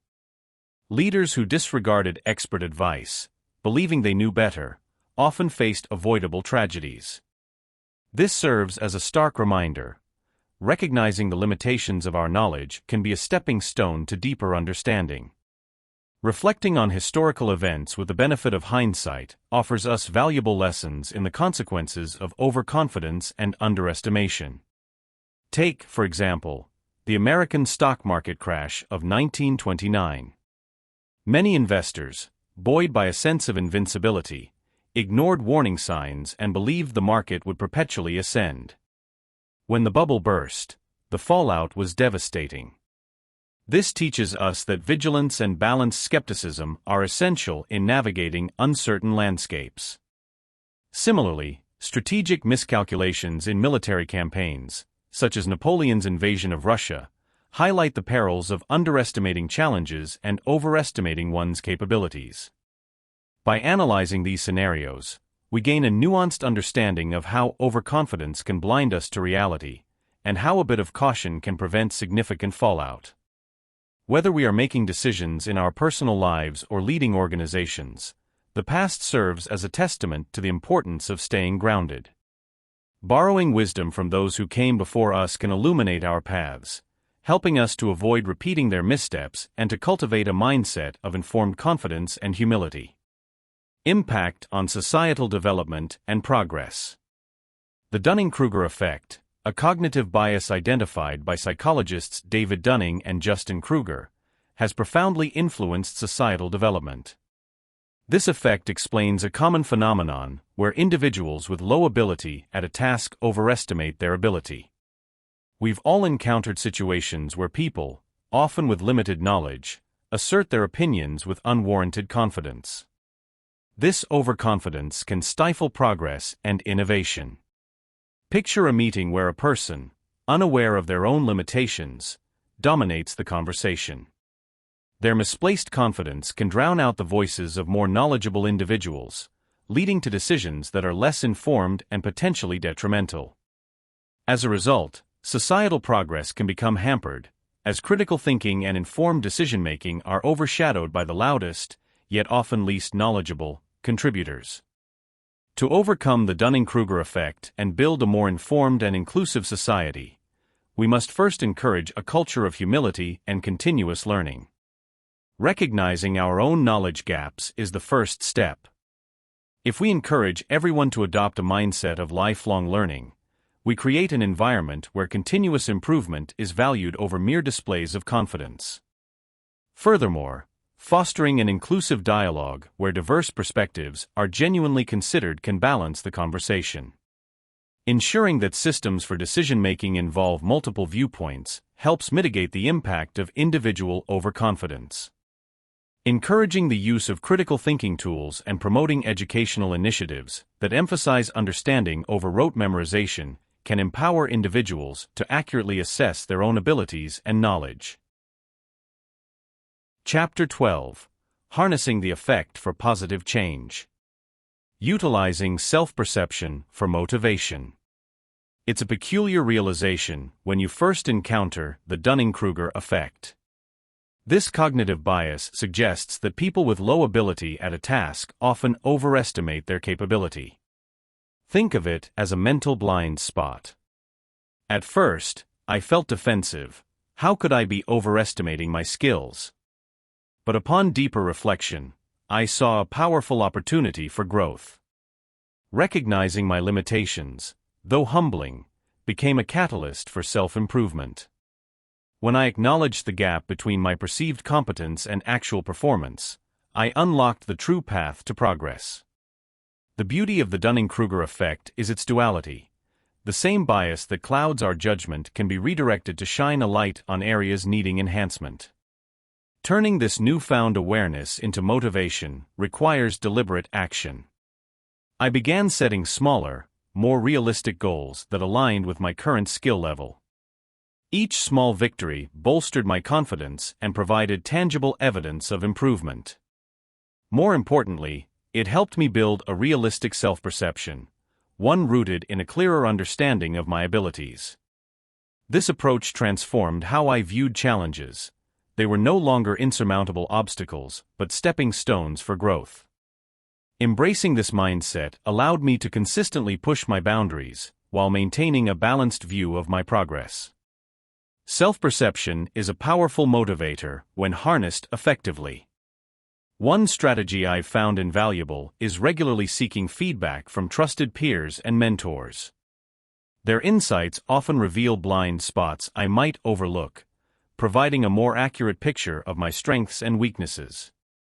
This constructive criticism, although sometimes tough to hear, is essential for recalibrating my self-perception. With a clearer understanding of where I stand, I can develop targeted plans to achieve my goals. This feedback loop creates a virtuous cycle of growth, where each layer of insight builds upon the last. Another effective technique is visualization. By vividly imagining the successful completion of a task, I can mentally rehearse the steps needed to achieve it. This not only boosts my confidence, but also enhances my ability to anticipate and overcome potential obstacles.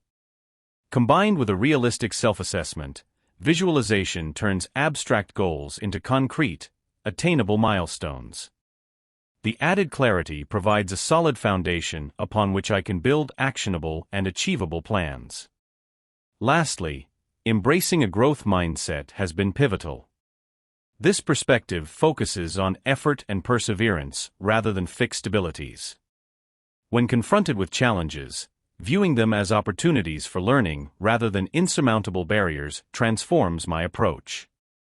Each struggle becomes a lesson, each setback a chance to improve. Cultivating this mindset requires consistent practice, but over time, it becomes second nature. Instead of being deterred by difficulties, I am motivated by them, knowing that each step forward, no matter how small, is moving me closer to my goals. Encouraging growth mindset in others.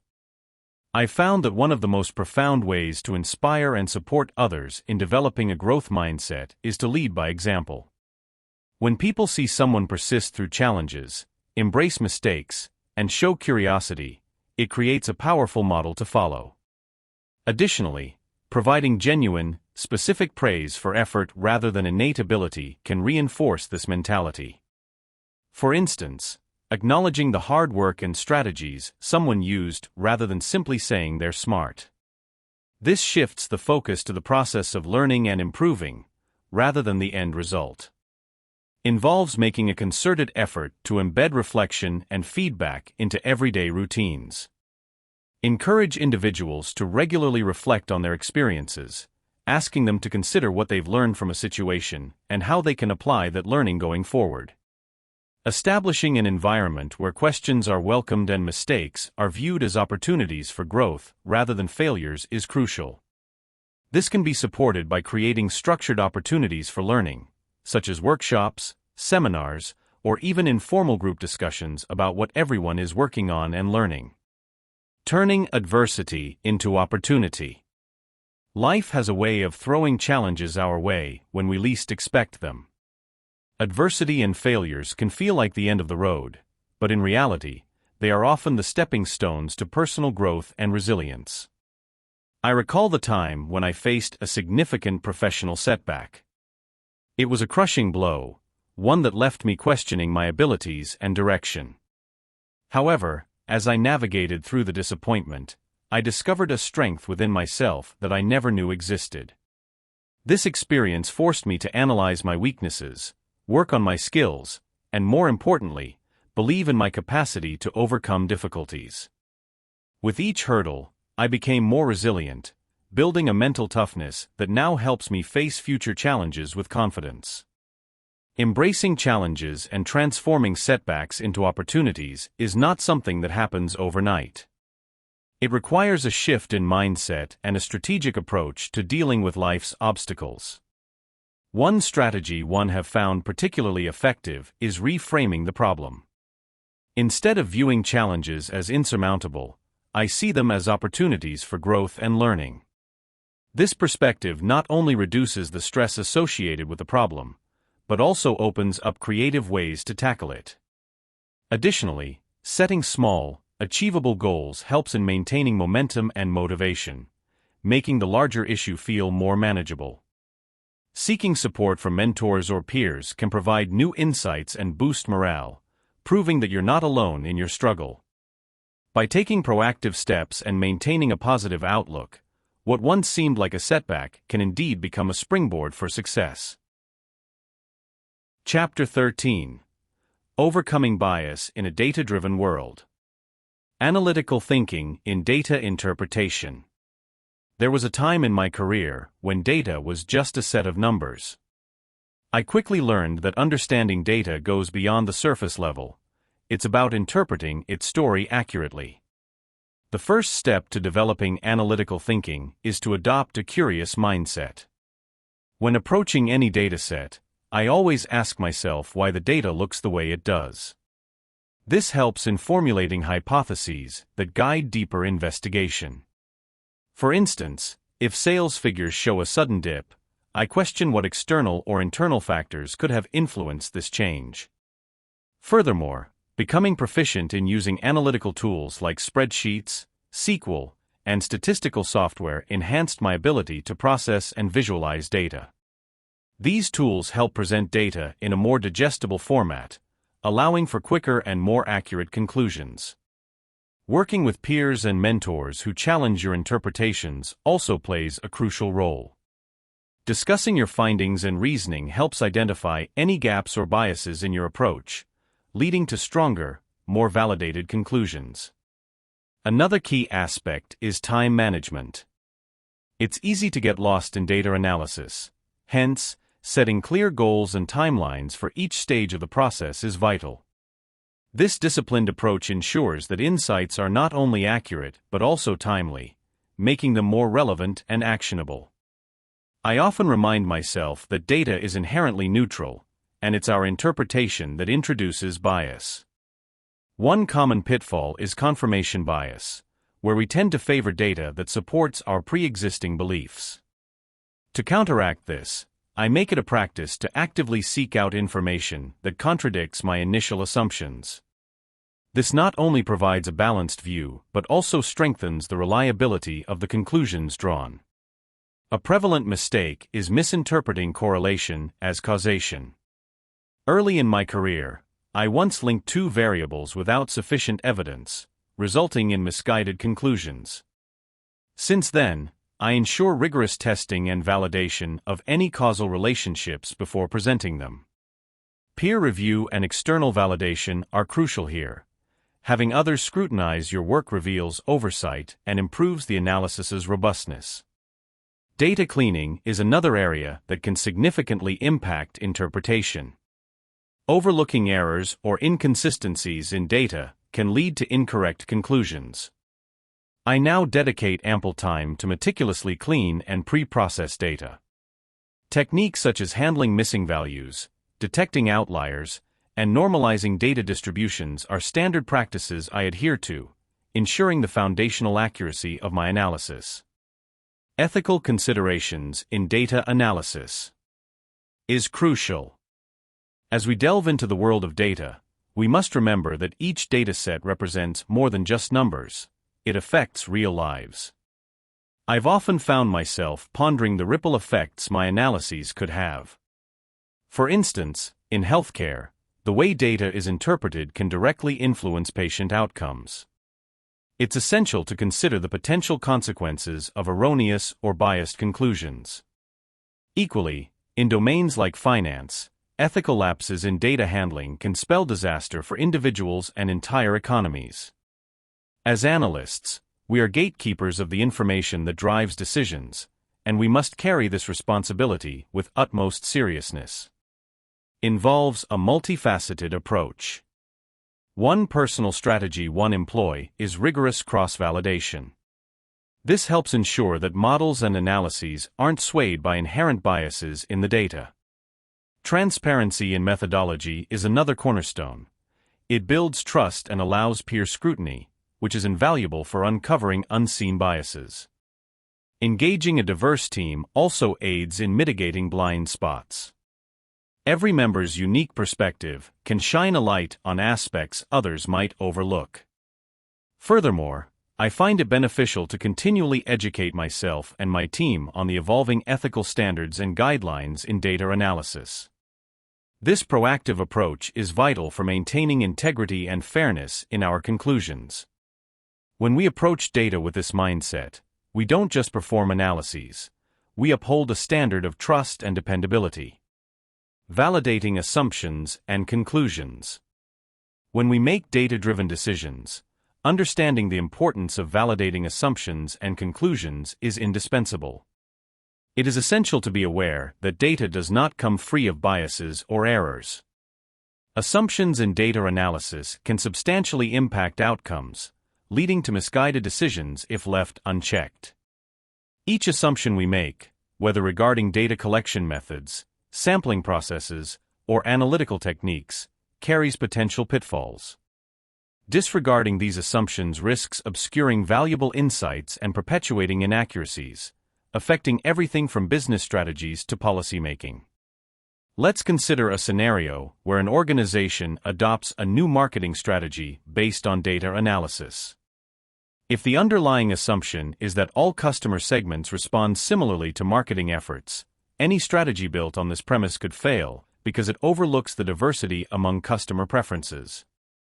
By validating assumptions, one can leverage segmentation analysis to tailor strategies, ensuring they resonate with varied audiences. Likewise, healthcare professionals relying on data-driven diagnostic tools must validate assumptions around patient data to avoid misdiagnosis. Necessitates meticulous steps. One such strategy involves cross-verifying data sources. Using multiple, independent data sources to validate findings helps mitigate biases inherent in single-source data. Triangulation, a method often utilized in qualitative research, can be remarkably effective. For instance, merging survey results with social media metrics and purchase history provides a more holistic understanding of consumer behavior. Another critical strategy is implementing robust statistical techniques. Sensitivity analysis, for instance, can test how sensitive outcomes are to changes in key assumptions. This approach helps identify which assumptions have the most significant impact on results, guiding more focused validation efforts. Conducting pilot tests before full-scale implementations can also pinpoint potential errors, allowing for adjustments based on initial feedback. Moreover, fostering a culture of continuous learning and skepticism in decision-making processes is vital. Encouraging team members to question and critically analyze data and assumptions promotes a thorough understanding of potential limitations and biases. Peer reviews and collaborative discussions can uncover hidden flaws or alternative perspectives, strengthening the conclusions drawn from data analysis. In my experience, incorporating real-world feedback loops can significantly enhance the reliability of data-driven conclusions. By systematically comparing predicted outcomes with actual results, we can iteratively refine models and assumptions. This practice is particularly effective in dynamic industries, where market conditions and consumer behaviors evolve rapidly. Validation is not a one-time effort, but an ongoing process. Continuously revisiting and reassessing assumptions and conclusions ensures that data-driven decisions remain relevant and accurate over time. By integrating these strategies into our analytical practices, we can make informed decisions that not only stand the test of time, but also adapt to changing environments. Chapter 14. Cultivating a Culture of Intellectual Humility. Embracing open-mindedness. I remember a time when I was so certain of my opinions that I barely gave second thoughts to opposing views. It was like living in a bubble where only my perspective mattered. With time, however, I realized that this mindset only limited my growth. Cultivating open-mindedness demanded that I actively seek out and entertain different viewpoints, even those that initially seemed contrary to my own beliefs. Developing open-mindedness starts with intellectual curiosity. Instead of casually dismissing unfamiliar ideas, I started to explore them, read about them, and understand the reasons behind them. This wasn't always comfortable, but it was incredibly rewarding. When I allowed myself to be curious, I discovered new dimensions of thinking and began to appreciate the complexity of various issues. Engaging with new concepts forced me to reassess my own preconceived notions, often leading to more nuanced and well-rounded perspectives. I found that the willingness to consider diverse perspectives was intrinsically linked to empathy. It's easy to disregard other viewpoints when you haven't taken the time to understand the experiences and emotions that shape them. By actively listening and putting myself in others' shoes, I started to see the world through their eyes, even if their opinions clashed with mine. This practice significantly widened my understanding and opened doors to more fruitful and respectful discussions. Challenging my own beliefs was probably the hardest part of the journey. It required a level of honesty with myself that wasn't always comfortable to maintain. There were moments when I had to accept that I was wrong or that my previous conclusions were based on incomplete information. However, this vulnerability also became a strength. It led me to stronger, more refined beliefs that had withstood the test of rigorous questioning. Each time I reevaluated my ideas, I felt a sense of intellectual freedom that came with knowing my thoughts were well-formed and resilient. Embracing open-mindedness transformed my interactions and enriched my life experiences. A practical tip that helped me along the way was adopting the beginner's mindset, always approaching conversations and situations as if there was something new to learn. This simple yet powerful shift not only helped me grow intellectually, but also deepened my connections with those around me. Appreciating diverse perspectives. One of the most pivotal moments in my professional life came when I realized the immense value of diverse perspectives. In a project that felt like steering into uncharted waters, I found that our team's varied backgrounds and experiences were our greatest asset. It wasn't just about the different ideas we could generate, but the unique ways each of us approached problem-solving. The beauty of diverse perspectives lies in the rich tapestry of insights that drive more robust, well-rounded decisions. When multiple viewpoints are considered, we mitigate the blind spots, reduce biases, and foster more innovative solutions. Moreover, the cumulative experience of diverse teams enhances our ability to empathize and connect with a broader audience. This is particularly vital in a world where businesses and societies are becoming more global and interconnected.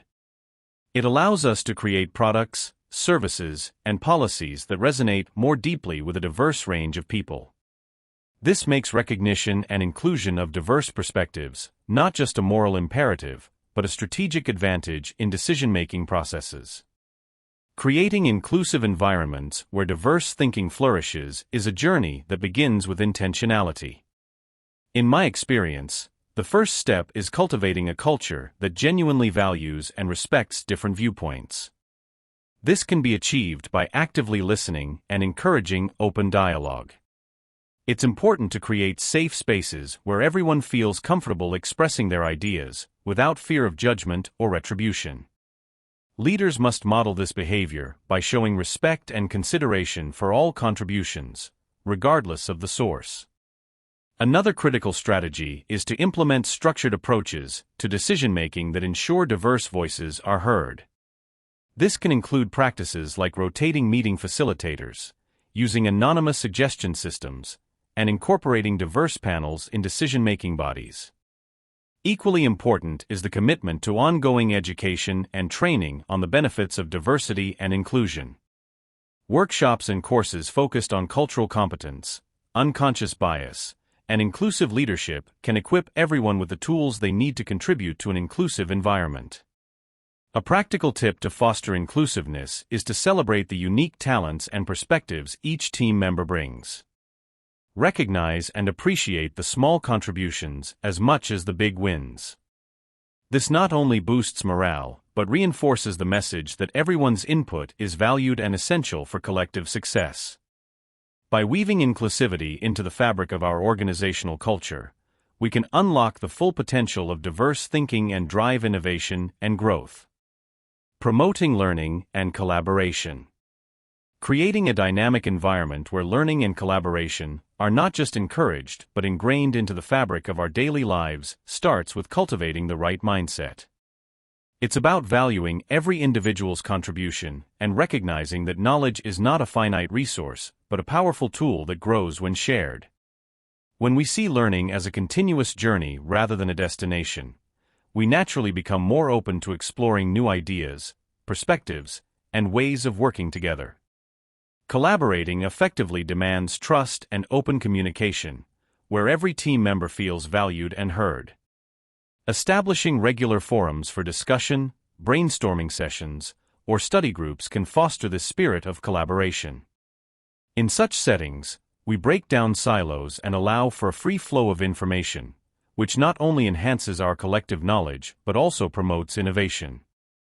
In my experience, fostering a culture of knowledge sharing also means creating safe spaces where people feel comfortable admitting what they don't know.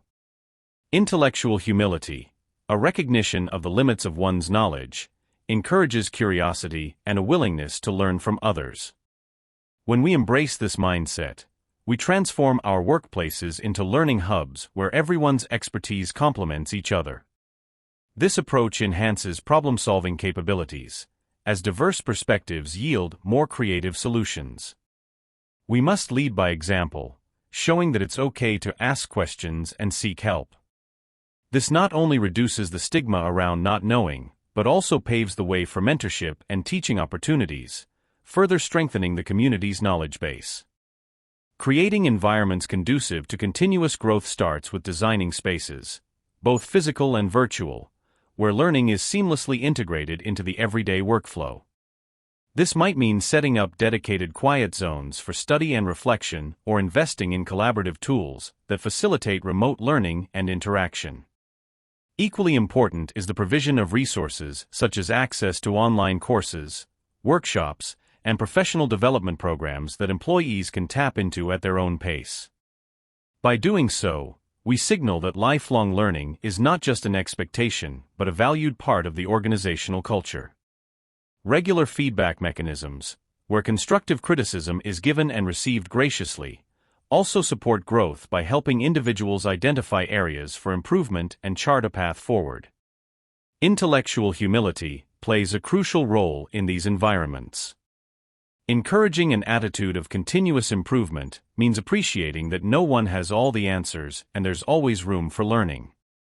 Establishing mentorship programs where experienced individuals share their knowledge and insights with newcomers can foster this humility. Such relationships are mutually beneficial. Mentors revisit and refine their own knowledge, while ments gain valuable guidance. It's about promoting a sense of collective ownership of growth, where everyone feels responsible for their own and each other's development.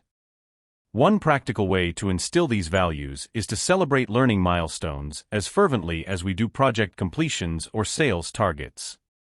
Recognizing and rewarding those who embody a spirit of curiosity and collaboration sends a powerful message about what we value as a community. Whether it's through awards, shout-outs in meetings, or simply acknowledging someone's efforts, these gestures reinforce that making time to learn and share knowledge is not just acceptable but commendable. By doing so, we create a supportive and enriching environment where continuous growth is part of our daily rhythm. Chapter 15: Future Implications and Evolving Understanding. Adapting to Changes in Knowledge and Awareness. The Dunning-Kruger Effect is a cognitive bias that highlights the gap between perceived and actual competence. Initially, it struck me as a stark reminder of human fallibility. But, as I delved deeper, I realized it was more than just an amusing quirk of psychology. It became a mirror, reflecting the limitations of my understanding and the ongoing process of self-improvement. One of the biggest challenges in grappling with this effect is recognizing it within ourselves. It's easy to spot it in others, but facing it head-on in our own experience demands humility. Over time, I've learned that staying updated with the latest research and recognizing the fluid nature of knowledge is key. For instance, early studies on the effect emphasized overconfidence in novices, but recent insights suggest it also affects seasoned professionals under certain conditions. This evolving understanding forces us to constantly reassess our self-perception and adapt accordingly. I remember attending a workshop where the facilitator introduced us to various cognitive biases, but none struck a chord like the Dunning-Kruger effect. The real challenge became clear. How do we guard against it when our own competence blinds us? Continual learning and feedback became vital tools. I began to seek out feedback not just from mentors, but peers and even those who might see things from a novice perspective. Fresh insights often come from unexpected places. Remaining open to them has transformed how I approach professional and personal growth. Recognizing that knowledge is constantly evolving means that what I deem proficient today might be rudimentary tomorrow, pushing me to stay curious and adaptive. One cannot overstate the importance of staying up to date with the latest research and integrating new insights into everyday practices. When new studies come out, they often bring fresh perspectives or innovations that can drastically alter our understanding.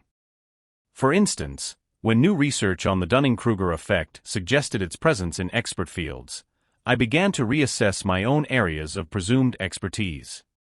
Instead of relying solely on my experience, I started to incorporate a more collaborative approach, seeking diverse viewpoints to balance potential biases.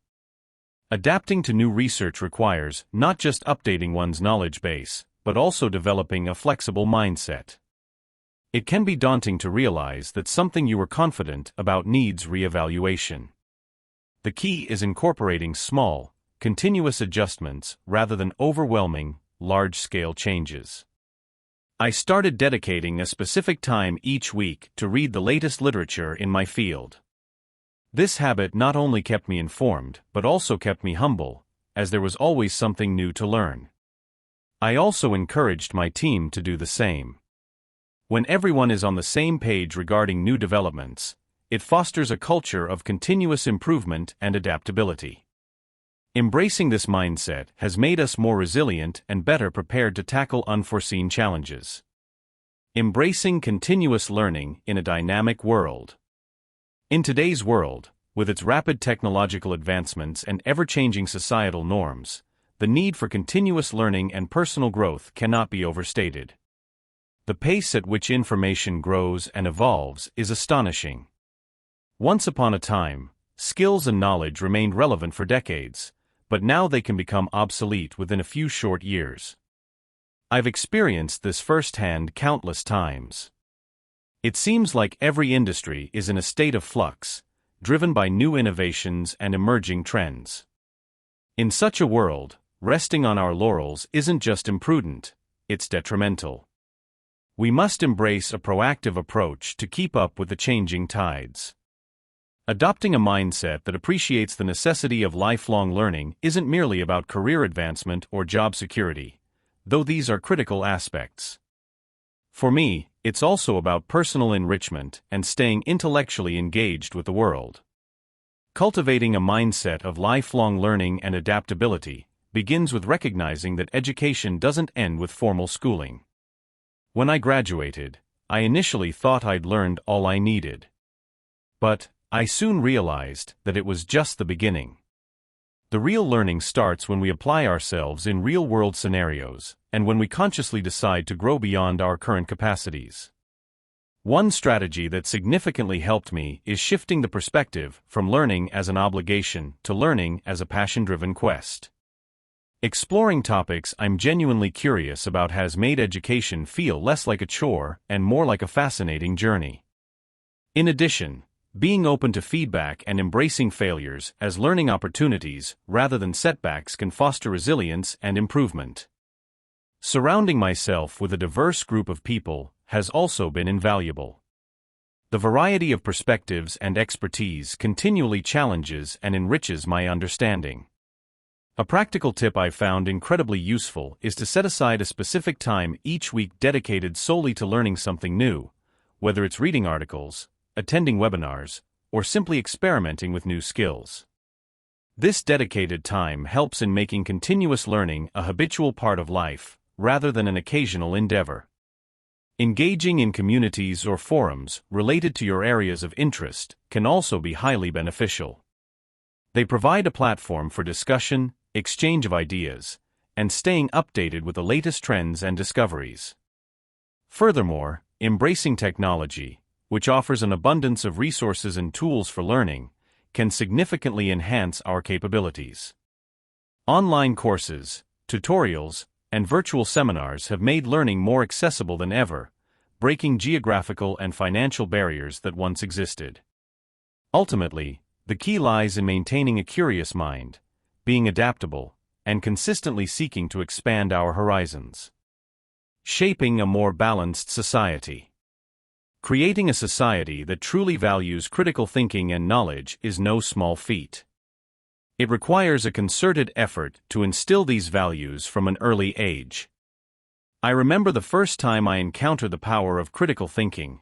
It was life-changing. It taught me to question assumptions, evaluate evidence, and think independently. When these skills are nurtured in schools, communities, and even workplaces, societies can thrive under the collective wisdom that emerges. Knowledge becomes the cornerstone of decision-making, reducing the impact of misinformation and superficial judgments. Everyone benefits when critical thinking is as valued as any other skill because it cultivates individuals who can solve complex problems and drive innovation. Promoting equity and inclusivity is another vital step towards a balanced society. We need to ensure that all voices are heard and respected. Think back to any time you've seen inclusive environments. The difference is palpable. Individuals from diverse backgrounds bring unique perspectives that enrich conversations and lead to more robust solutions. Equity ensures that all individuals have access to the same opportunities, regardless of their starting point. It's about leveling the playing field so that every talent can be nurtured and every person can thrive.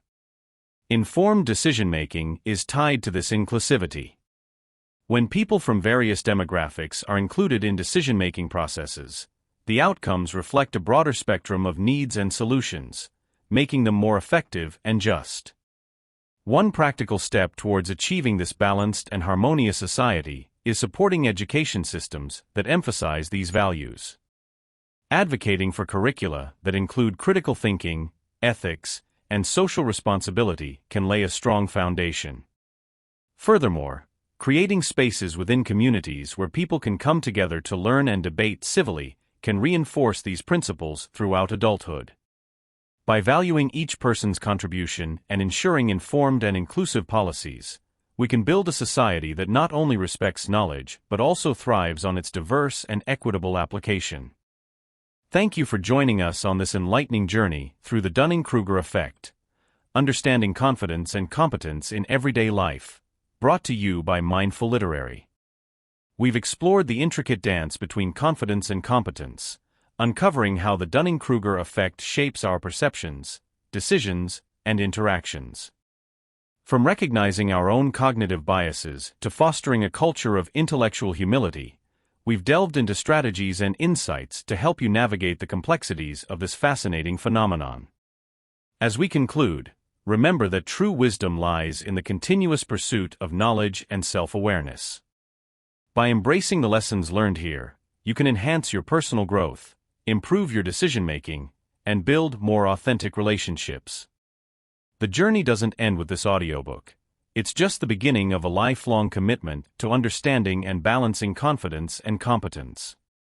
We hope this exploration has sparked curiosity, inspired reflection, and provided you with practical tools to apply in your everyday life. Continue to question, learn, and grow, and remember that acknowledging our limitations is the first step towards true mastery. Thank you for listening, and we look forward to accompanying you on future journeys of discovery with Mindful Literary. Until next time, stay curious, stay humble, and keep striving for a deeper understanding of yourself and the world around you.